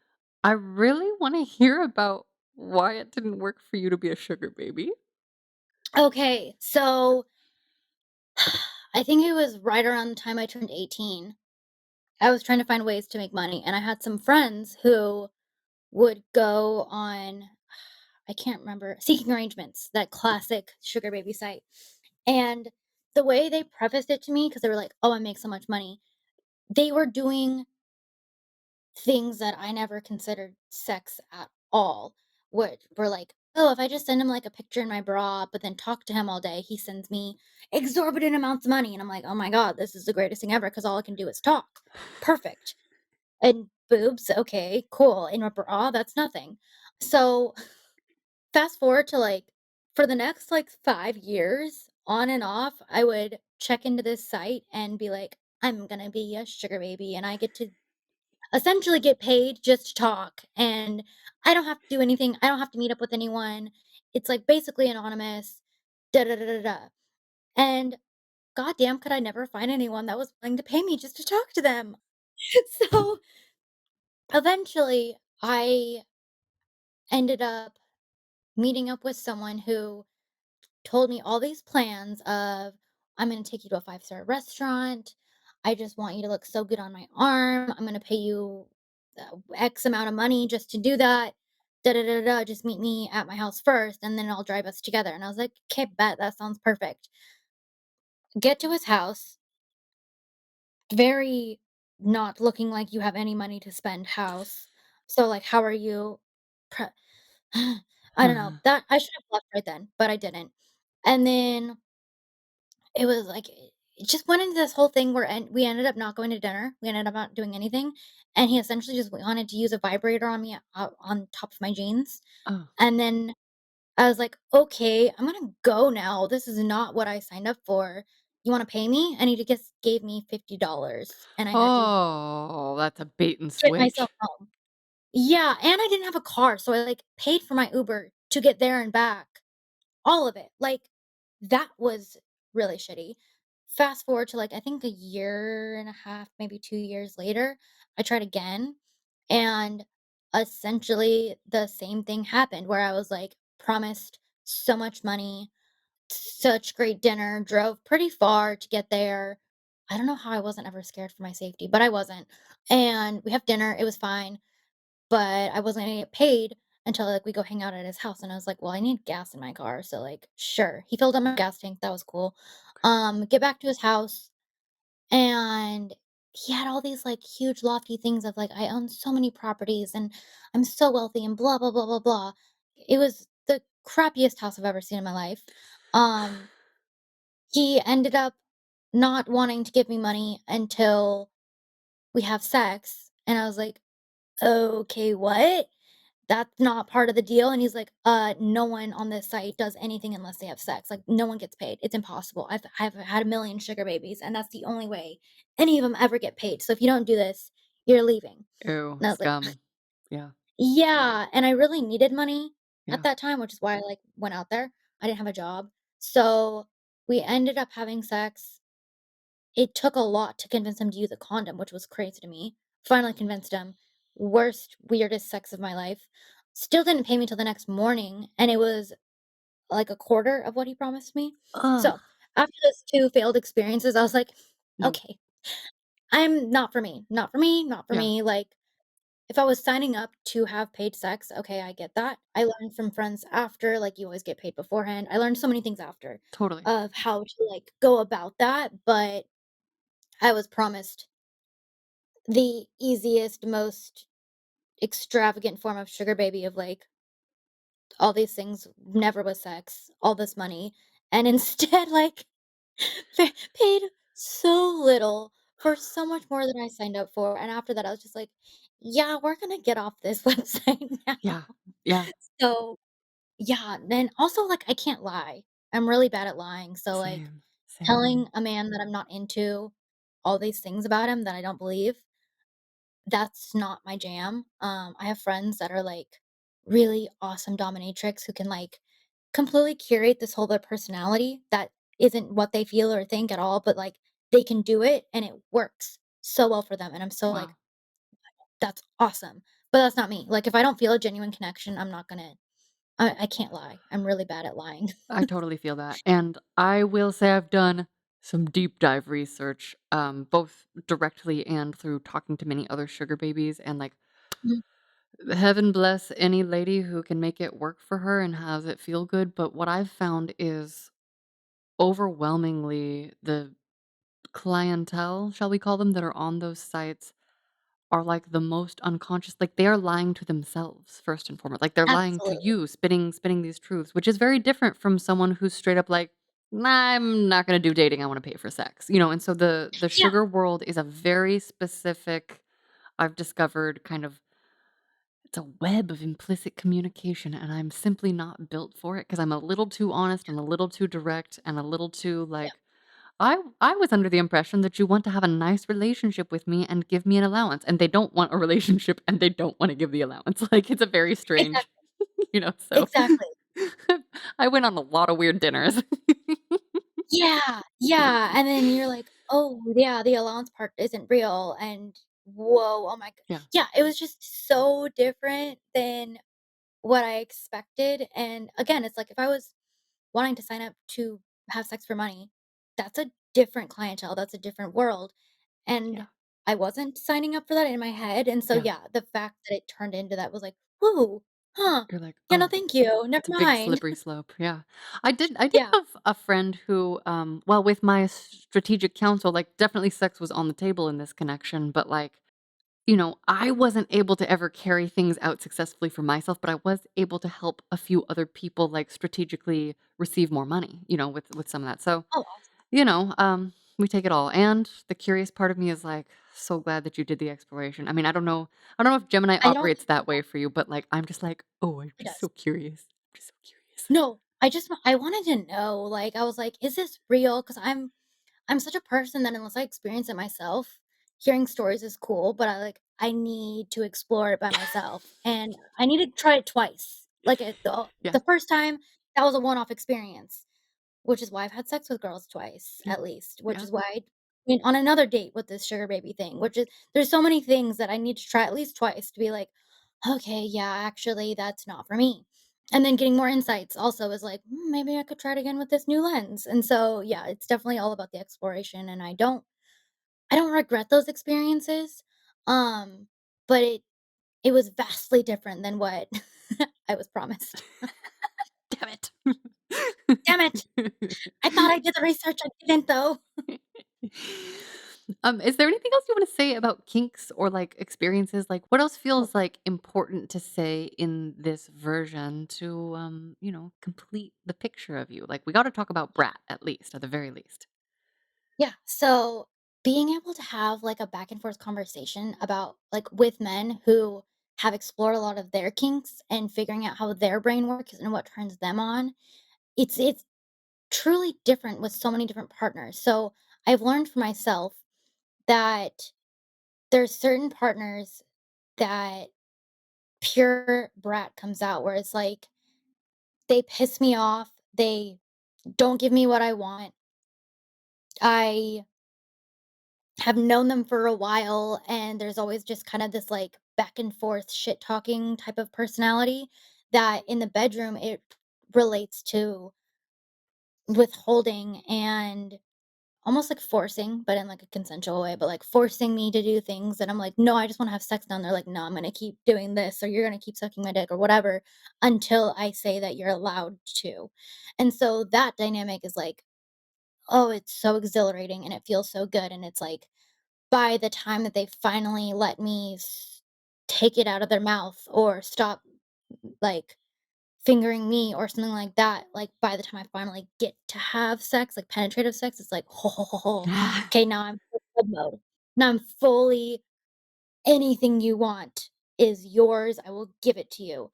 And then there's another aspect that if that brat isn't activated, I sometimes almost turn into more of like a dom where it's like, "You're not doing that right.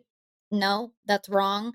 And I'll get, like, very matter of fact and, like, almost a little rude, and I kind of, like, take the reins, and it's definitely more of, like, "You're doing what I want because you're not doing what I want, so I'm gonna tell you exactly what I want, and I know I'm not gonna suck your dick. No, I'm not gonna do this," because they're not taking control. And so it's like, it brings out this whole other side of me. But it's like, it all has to be in the moment because I've Yeah. also been asked to, like, take advantage of a man and, like, step on his balls or, like, tease him or force him, and the second he asks, shuts me down, turns me off, and makes me completely dry up, which is really Mm. to know about myself. Um, or, like, I've been proposed with, like, "Would you ever do blood play?" But it's just not a sexy in the moment conversation, it's just a, like, we're talking matter of fact, and I'm like, "Ew, no." But knowing myself, if he had unlocked that brat part of me, that would absolutely be on the table. I'm imagining, like, a bratty top vampire role play that works it in and then gets you excited to do it. I don't know. I just had a No, vampire it's blood fantasy. I don't literally know. Just pop up into my brain right now. Okay. exactly, so it's like it's so funny because I think if a partner wants me to kind of, like, do anything for them, even if that is, like, being a dom to them, Yeah. um, but, like, exactly in the way that they want it and, like, go all the way and not just kinda be, like, rude about it, but, like, I'm fully in control and will do all of these things. I think you need to kind of, like, work your way up and activate, get past the brat to the sub, and then whatever you want, daddy, I am there and I'm doing it, so if you want me to now baby the fuck out of you, Yeah. that's there, that's on Yeah. the table, but, like, it takes those levels to get there, and, it's interesting because I got lucky with a lot of my first sexual experiences where I just kept meeting doms that were, like, just so natural at it and, like, just put me in my place, like, so deeply and immediately that I kind of expected. most men to, like, secretly want that, and then when they didn't, I was Oh, like, "Wait, what do you mean? What do you yeah, mean that you're not gonna just do this naturally?" Because before, when I was young and got the language and everything, it wasn't a conversation, it just happened, right. and I, like, felt safe with them and all these things that when I did start having these conversations, I started running into men that were not natural doms, Yeah, and that whole side came out, and I was like, "Whoa, this is such a different aspect," and, okay, there are a lot of guys that would rather be led through this than lead me through this, so yeah, I think that's the most interesting thing I've learned about kink within myself and with other partners through having so many experiences. Because like, yeah. I've had a lot of experiences and a lot of different partners. Because again, it's like, I'll try anything with whatever, and then when it doesn't play out, I'm like, "Huh, yeah, cool, that was a good experience, learned how to communicate in this way, but that wasn't what I wanted next." Okay, are there any of those experiences that stand out in your mind as just, like, funny, strange, like, maybe things that, I don't know, were surprising and/or other locations that you have been in? Well, location-wise, I've had a lot of outdoors sex, like, on hikes or, like, by creeks or things like that. Those are always really fun and hurt, like, scraping your knees on rocks because 'cause you're against a rock or something like that, Ooh, but it's, like, uh-huh. also so hot in the moment that it's, like, you look down afterwards, you're like, "Oh, fuck, I'm bleeding. That's whoa, didn't know that." Um, those are always fun, and it's always just, like, "Are we gonna get caught? Is someone gonna walk around the corner?" Like, oh, I love that. So much car sex. There was actually one time that this is funny. I was, like, picking up this guy that I was sleeping with pretty regularly at the time from work, and we, like, parked around the back of the parking lot. It was a pretty big, like, area. Um, we were smoking in our car and all of this, and then we started having sex, and cops rolled up on us, Mhm. and the car was, like, fully hotboxed. We had our clothes off. You're like, "Officer, you weren't invited." Yeah, like, I don't think we were, like, fully mid-act when he walked up, but, like, basically just, like, throwing on clothes so fast by the time he finally got to the window, and I said nothing happened, thankfully, like, he kinda just shooed us away, I was like, Get go home, fucking go home," and we're like, Okay. "Okay." Um, that was really funny though, of like, "Oh, yeah, that can't believe that hasn't happened at this point yet, that this is the first time I've gotten caught having car sex, wow." Um I've had sex on top of cars, I've had sex behind a lot of buildings. I haven't had alley sex yet, which is Same. very unfortunate. Yeah. I really don't know how that hasn't happened yet, but that's something that's on my bucket list for I sure was of gonna say, like, now the intention's out there. I'll look forward to yeah, it in your next update. like, please, just, like, fuck me in the back of oh, concerts?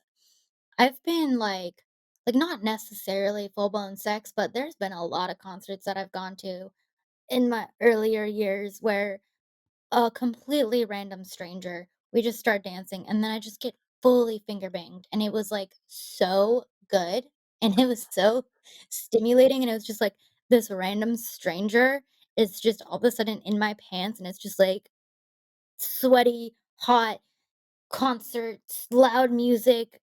Oh my god, I don't even know what he looks like because I haven't even turned around, and it's just, like, so fucking hot. Yeah, that's happened a few times, and it's all just, like, the excitement and, like, the wondering. I don't know if I would have sex with a complete stranger without knowing them, like, without seeing them, but I just know it's been a lot of nature sex for sure, a lot of camping sex where it's like, "Ooh, our campsite and tent is not that enclosed, Yeah. and we're gonna do it anyway." That's always, like, just to me, I don't even see it as bad or, like, in front of people, and then afterwards, I'm like, "Oh, shit, people could definitely walk up on us. Didn't even think about that, I was so in the moment." You know? There was one time where I was at that first boyfriend's house when we were, like, really young when we first started dating, like, 18 and 19, so he was still living with his mom. I was definitely not allowed to come over, I had snuck through his window. We were in the middle of having sex in his bedroom, and his fricking stepdad runs in the room. I don't know how I got away with hiding, but I did, and he's, like, yelling at my boyfriend of, like, "I hear voices, da da da da da da da. What the hell is this? all this stuff. His mom helped me sneak out later. Oh my gosh. Oh, wow. Like, 'cause his mom never had an issue, but it was his stepdad that had the issue. Oh, So wow, that was, okay. like, even though it's in a house, it felt very, like, Naughty. Yeah. off limits, definitely should not be having sex here at all. Um, there was another time in high school where this guy would come over and we would just do oral and he would leave, and he was over at my house, I was at my parents' house, and my mom came home way earlier than expected, so I had to have him hide in my closet, be like, "Hi, mom, da da da da da da da da," and then have him run out my back door, out the side gate. That actually happened twice, 2 different guys.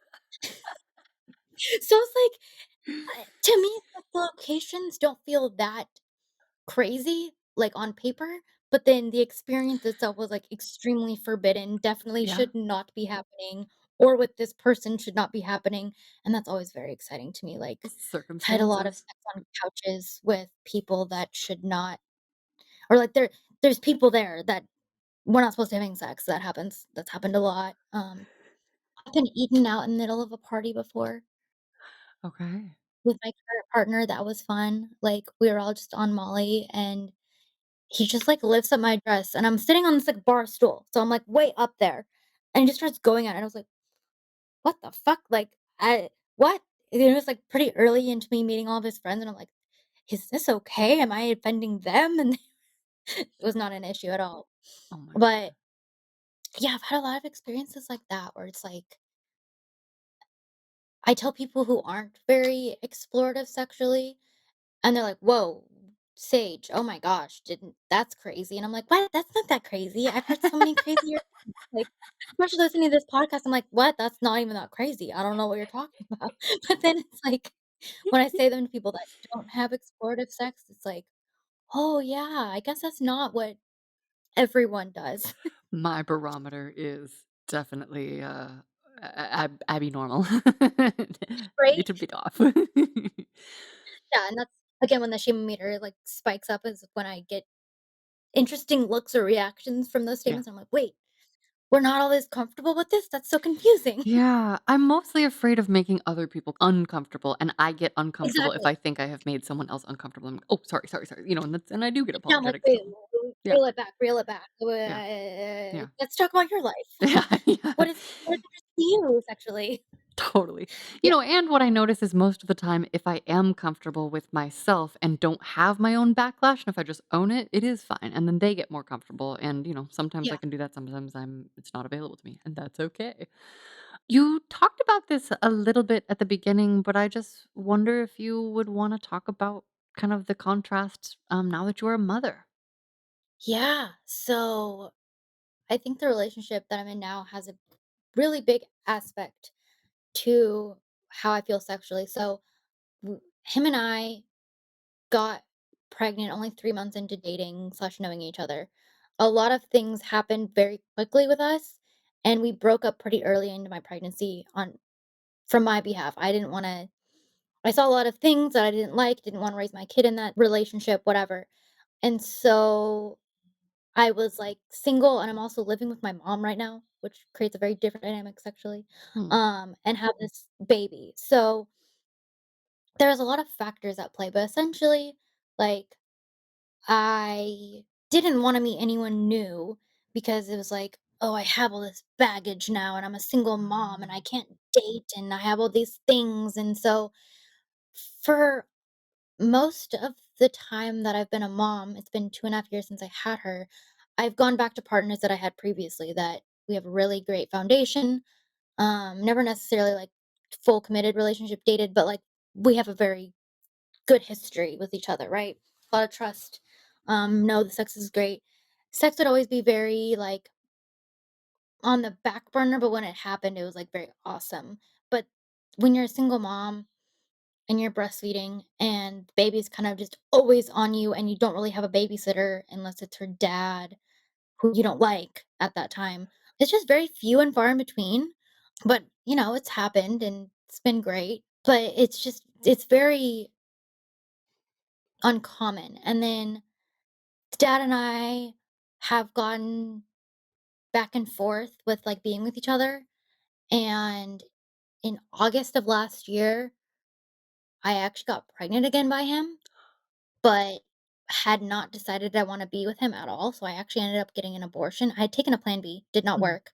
Oh, So shit. I ended up getting an abortion. Yeah, no, I literally took a Plan B very next day, did not work, still ended up Whoa. pregnant. So that scared me sexually a lot too, where I was like, "I can't ever have casual sex again," and it, made this weird dynamic, and then I actually got into a relationship with this man who essentially we had, like, a long distance relationship and finally made things official in the like, a month or 2 after my abortion of last year.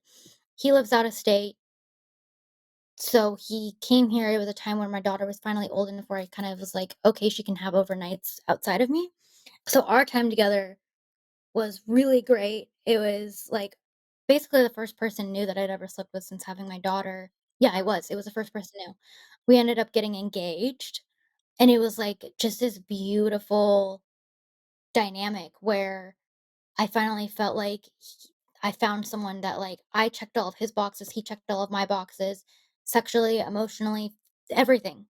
It just checked all of these boxes, and it was like, "Whoa, I actually can date again, and I can have sex with a new person, and there is all this that I was ashamed of for being a single mom," or all these things, these thoughts that I put onto myself that this person's holding, and it's great, and, like, we shared so many things. But then he broke up with me. Basically, February 1st, he broke up with me, decided he didn't wanna be a stepdad, didn't wanna move, all of that. So that was, like, kind of confirmed all the fears that I had about dating someone new Yeah. after being a mom. Wow. So that was, like, kinda put a damper on my sexuality again of, like, "Ah, shit, I thought I opened up and found these new experiences that were really healthy and blah, blah, blah," and, shut it all down. And so during that time, I also was going through custody, like legal and physical custody, through the courts with the father of my child. And funny enough, the day we established custody, the father of my child, kind of jokingly, but not jokingly, was like, "I think we should have sex one more time before we like fully close this door." And I was like, "Ha ha ha, that's so funny." He said that right before we went into the court. And I was like, "You're funny. That's hilarious. Absolutely not." But then afterwards, we ended up just hanging out for, like, most of the day because we had a babysitter because we had to go to court together, and got our daughter later, and I ended up just staying over, and since then, we've been back together and working on things. Wow. So, yeah, now our sex life is as parents to a baby, and he has another daughter who's 12. So that dynamic is interesting because now we finally have this shared custody where we have every other weekend off. So if like essentially we could both date and have fulfilling sex lives without this baby and all these things, but then now we've decided to be together. And so it's like put another block of like, oh wait, I have every other weekend off where if I was dating otherwise I could have a whole weekend with a partner Mm. and I could have so much fun playing.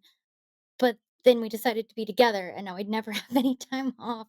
So and also my body is so different. Mm. My energy levels are so different. My boobs and stomach and butt and just everything that pregnancy and breastfeeding for 2.5 years and all of that affects is like, "Whoa, that's crazy." While you're breastfeeding, you genuinely do dry up. Getting wet while I was breastfeeding was, like, not a thing, which I had Wow. never had experiences with in the past. I never had an issue getting wet, and until I stopped breastfeeding her, I was like, "I think I'm broken." It's Mm. like after minutes of sex, like, doesn't matter how much foreplay, dry. Yeah. Like, Your body's like, it "Go was nurture that one, don't make another one." exactly, and it's real, and also the libido is like, unless I'm ovulating, we're not horny because yeah, taking care of new baby. Yeah.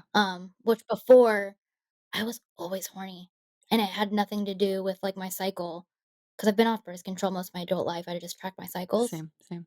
Yeah, before it had nothing to do with my cycle, I was just always ready to go, and then since having her, it's like, oh, you get your, like, 3-day window during ovulation when you're most at risk for being pregnant, and that's the only time you're horny. Wow. Otherwise, like, don't touch me, don't look at me, I'll kiss you, but I'll still feel like, sure, I guess." But, like, Wow. that's just so interesting for someone who never had an issue getting turned on, never needed that much foreplay. It added to it, the foreplay did, but it wasn't, like, necessary, and now it's like, "Oh, if we don't do at least 20 minutes of foreplay, we're not even wet. This is Yeah. crazy."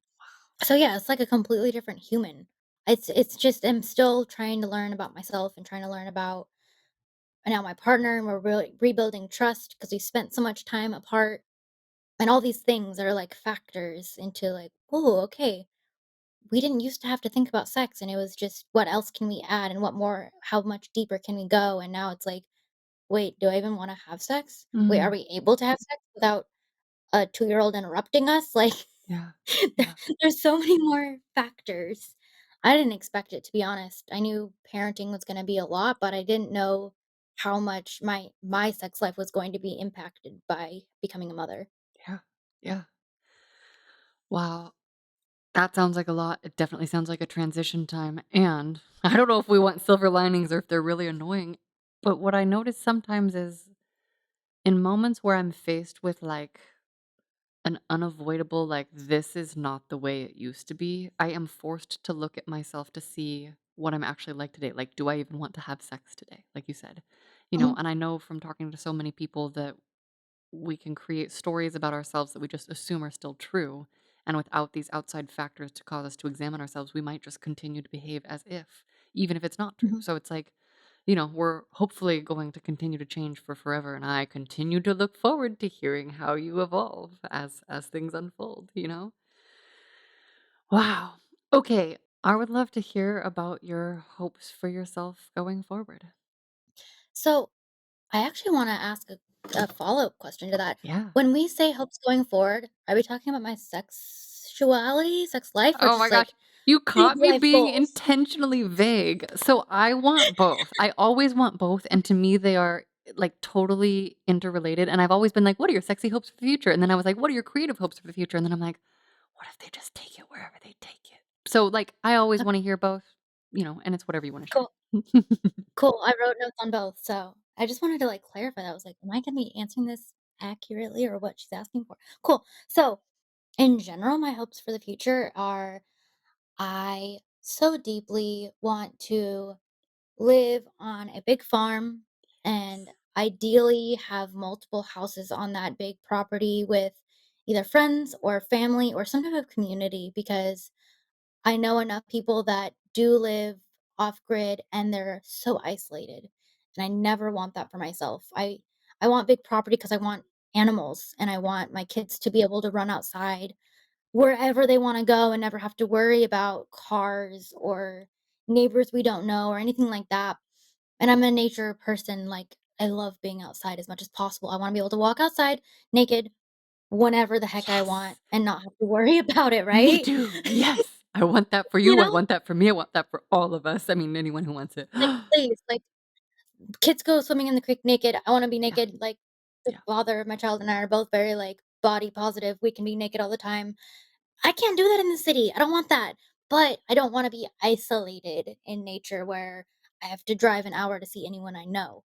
So that's goal number one. Why I'm in Mm. college to be an animal, like for animal science, is I want to be able to take care of my animals and neighboring animals and get paid for Yes. it. Cool. Yes. Yay. So Yes. exciting. And then goal for myself sexually is to like hopefully be able to find a way to like regular date nights where we have established babysitters and I can just like actually spend that time with my partner and reestablish what our sex life looks like and what we can explore together and hopefully like that whole sex parties or partnered sex or anything like that can come up for me is like I don't feel like my sexual exploration has stopped, even though it feels like it's been on put on pause for the last essentially 3 years. But like, oh my gosh, I'm so ready to get that back. I'm so ready to go deeper with my trust with my partner currently so we can go explore and so we can find other avenues to like still feel like our old selves even after this new journey of like introducing a beautiful new life to the world. And I also want like more kids. So it's like finding that Mm. whole balance of everything is like very interesting to kinda think about, but I know that it's all possible. I am a very optimistic person, and I think I just more conversations like you and I are having. Oh my gosh, this has Fuck unlocked a lot of things, and I'm Fuck very yeah. excited to, like, bring them back to my partner after this and be like, "Babe, guess what?" Aw, I'm so excited. Oh, man, and I'm holding all those hopes for you. We don't need to know the how as long as we stay clear on the what and stay in touch with the belief that it's possible, and I know you're on that wavelength. Okay, so tell us, if you had an unlimited budget to build your personal pleasure palace, what elements would it include? Like, what would you definitely have to have? What do we need to have at the future super brothel? What's the sage room or palace like? Oh my gosh. Oh my gosh. So I'm a texture person. I'm a like things that physically feel soft or good or just textures in general. Like I want to touch everything. I'm the I'm person at the so store that touches shocked there's no earth in your chart. Do you have second house? What do you have in second house? Like, this is so my I'm second tor house is empty. Really? And I Okay. have 0 Taurus. My Taurus rules my 12th house, but like no, it's Interesting. confusing, right? Confusing. I mean, Um it's okay. It's okay. Okay, okay. Oh, I'm so here for it. Okay. so my like personal pleasure palace would like the highest quality, softest blankets Yeah. and beds and couches and sheepskins and all the things Yes. that we can just, like, melt in puddles and, like, please make it the perfect temperature so I can be naked forever and never get too Yes. cold or too hot, like, fans in a corner, so if we're too hot because we've been going for too long, like, let me just go cool down Yes. and then come back to it and get, like, oh, so sensual and cozy. I want a lot of restraints that are really hard to get out of because I can slip out of anything. I have been handcuffs don't you can see, our viewers can't, unfortunately, but my wrists are very, very tiny. Yeah. I can slip out of any handcuff I Okay. have. Every handcuff that's ever Wow. been put on me, I slip out of. So, like, the really high quality handcuffs that can go as tight, but still be, like, soft on the inside, Yep. you know? Yep. Um, restraints for my whole body would be awesome because I don't feel like I've had the right restraints quite yet to play around with that. So that would be just phenomenal. Toys, I haven't had a ton of experience with toys, so if I could just, like, get an unlimited selection of, "Oh, I wanna try this. What about Yes. this? I've seen this, I wanna try this." Like, all of those, oh my god, please, I want that. I think just having a very, like, temperature controlled, comfortable space to kinda just go at it, oh, also things that, like, account for height differences in different Yes. positions. So it's like, Yes. I've run into partners that are way too tall that we can't do doggy style or we can't do standing up or we can't even if we're lying down, it's awkward, and then or too short. Like, any of those differences, I don't know what that looks like logistically, but figuring out ways that was like, "Oh, this is the perfect solution." I have a lot of fantasies about that. Like, the first obvious one is, like, a bed that switches heights. Like, there are so many standing desks. Yeah, Why is there not standing bed technology? Like, people are fucking on the sides of bed, exactly. and then I'm like, "Well, beds are cumbersome, they're heavy, maybe that's too big," and so then I have a lot of drawings of various contraptions that are like, like a spanking horse meets a tantra couch meets a bed, but it's smaller, but it has Yes, more stuff on the sides, and I have yeah, I also have been thinking a lot about, like, chairs for better cunnilingus experiences or, that literally support different types of face sitting or I have a whole, like, list of contraptions that I'm like, "How does this not exist?" I'm sure someone's no, custom built some of literally. these, but, like, I'd like to see and I want them to be beautiful, and I want them to be Yes, sturdy and easy to clean and easy to yes. maintain and built for, strength, all types of body types, and, yeah, I spend a great amount of time thinking about this. Oh my god, no, literally, like, thank you for asking that question because I haven't thought about this in so long, but, like, there's so many things that we need Yeah, to have for yeah, sex that, like, what? This world has gotten so big, but then it just seems like there's just a lot of dildos and vibrators, and it's like, yes, "But that's it? yes, That's all?" mm, yeah, Like, and then the contraptions that are made don't feel like they're durable, and it's like, yeah, "Well, okay, I'm gonna spend this exorbitant amount on something that's gonna break with only 2 partners? Oh my gosh." totally. Like, ugh, yeah, and then beauty. So many things are just either black or pink or red, It like, needs to be beautiful, functional, and beautiful. comfortable, and, like, beautiful and elegant, yeah, so, yeah, Yeah, we're working on oh my gosh, like, it. can I come play when it's Oh, real, yes. Oh, yeah. please? I'm designing this for our listener. Like, literally the first people that are gonna be invited, I'm like, "Who remembers me saying Mobile Dungeon first?" Like, back in the day, like, my early I know. I was literally at work with my working at a bakery, my headphones were in, and you were talking about it, and I was just like, "I have to keep rolling my J's." Like, "Oh my god, I'm getting so excited right now. This is all I've ever wanted." Like, Literally in my you in have my no biggest idea. version of the dream, there are, the main floor is a museum, like a educational, age appropriate, different rooms for different ages, like family oriented. We have workshops. We have the best museum shop ever. Like think exploratorium meets museum of sex, but like educational. There's an art gallery Yes. upstairs with a beautiful rooftop area with jacuzzi and stuff, and then depending on the space, it could be like the top floor is the play space or the dungeon if they're, depending on, the vibe of the Yeah, area, and yeah, age appropriate, but combines all of it. There's space for childcare. There's space, it's a family design. It's a space for people who actually exist in this world.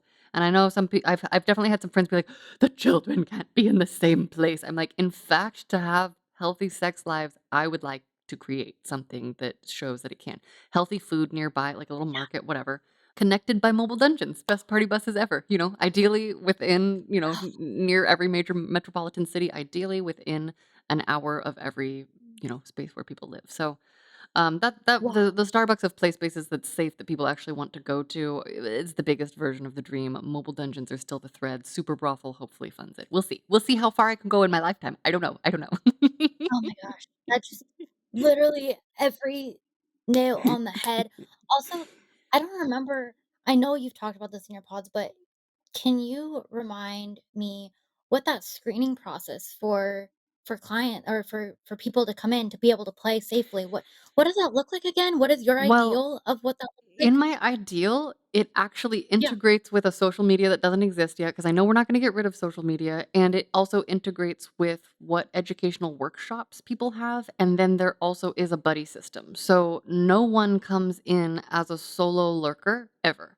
Mhm. It's bringing back the actual community connection and, making clear sets of rules so that we have Mhm. clear expectations and so there really is bringing back like the social expectation because if one person does something that is like out of line with community vibes, like their vouch people have to also go through retraining. And so it's also not a system Mhm. of like, hot take here. We're not me tooing people. There's always opportunity for re-education. And also the way the Mhm. vibe is held, it's so community oriented that it will err on the side of being annoyingly consent heavy for people. And if people do not want to go through the Yeah, front end process, then they don't get to go in the back end, like they don't get to go love in my that. back door. And Yeah. so it Mhm. really is I would want to socially, re-educate something, and then people would be invited to certain events based on or, certain nights or however it ends up working, Yeah, based on what education levels they have, and unlike I yeah. totally respect the reality that people face that in kink spaces, it's not safe for many people to be out, and they use these fake names and this and that. But the whole point also the museum has, just regular creative spaces, so, like, for painting, for drawing, like, kids and Yeah. grown-ups can create together, and there are artists hired to curate those spaces. So it's like it's Oh, our entire creative selves, and so people there's probably a membership thing. I wanna make it so that it's accessible to people at all levels. There are details to definitely figure out, and I yeah. imagine it as a true community space where people come and build community, and so we know each other outside of sex. Because for me, especially at this point, I need a really good reason to have sex with I don't really have casual sex unless someone is, coming to visit me. Like I need to know a person and I need to have a really good reason to have sex with someone. And so for me, creativity is a way where A, we can heal some of our trauma. There's probably therapy built in somehow, but also just like group session. Because the current thing I'm also unpacking is like and this is a group noodle. This is not, this is all my my long-term life vision. Like I love the vulnerability and group healing that can happen in 12-step programs. Yes, I yes. don't drink, but I've never been through the 12-step program because I haven't identified as an alcoholic.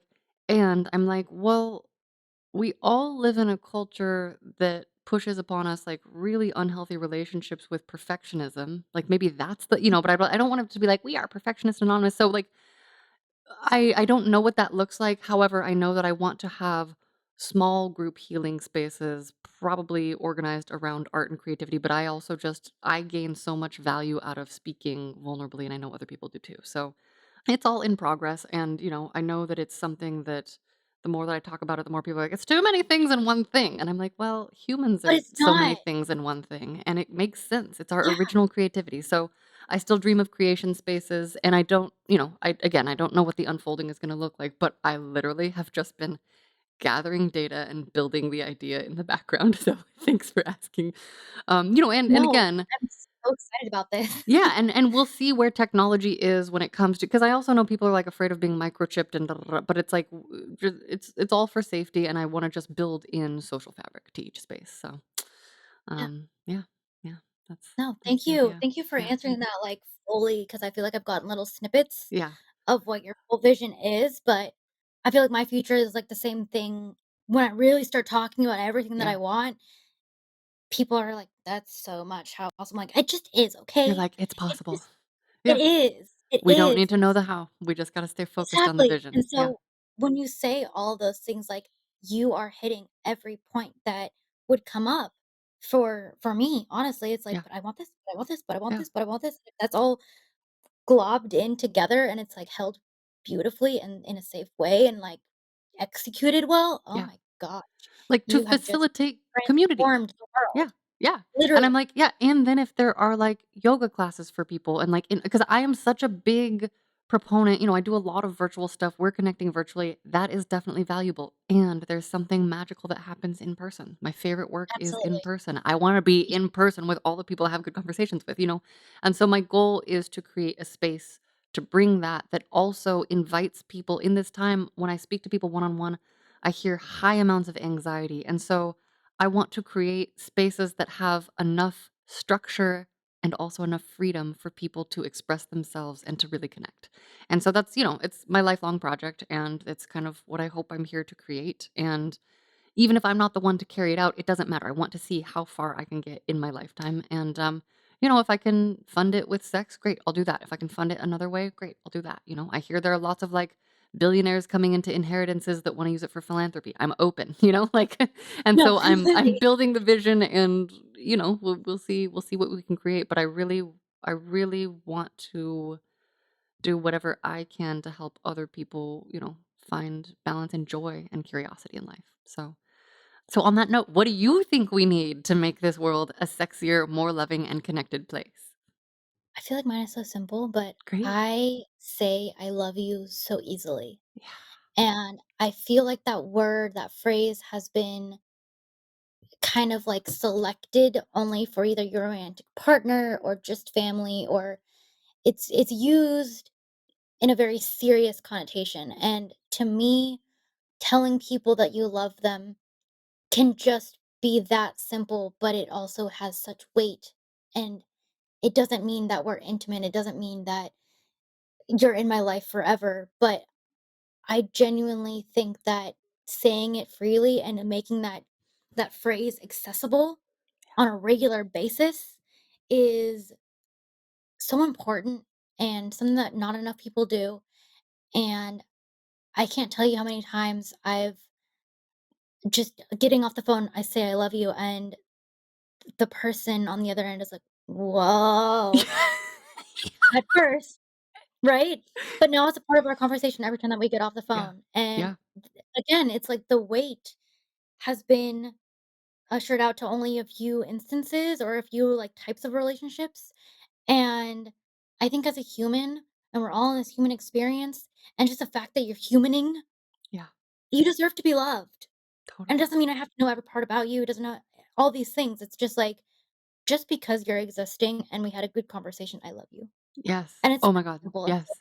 right? Like, Oh, I love that so much. I love that so much. Also, I was visiting one of my friends who has a fresh baby now, and we got onto a discussion of how the word love is so big and means so many things and has so many different contexts. And, she was noodling with me on, like, if only we had words to mean, like, I love this baby's face when she's so mad at me, like, if like the nuances of love. And I'm a proponent of, like, in the interim, just say love. Like, I totally hear that. I love that. Okay, so on that note, I don't know, is this redundant? But you could give the same answer, but maybe you have a different one. How do you like to spread ripples of love?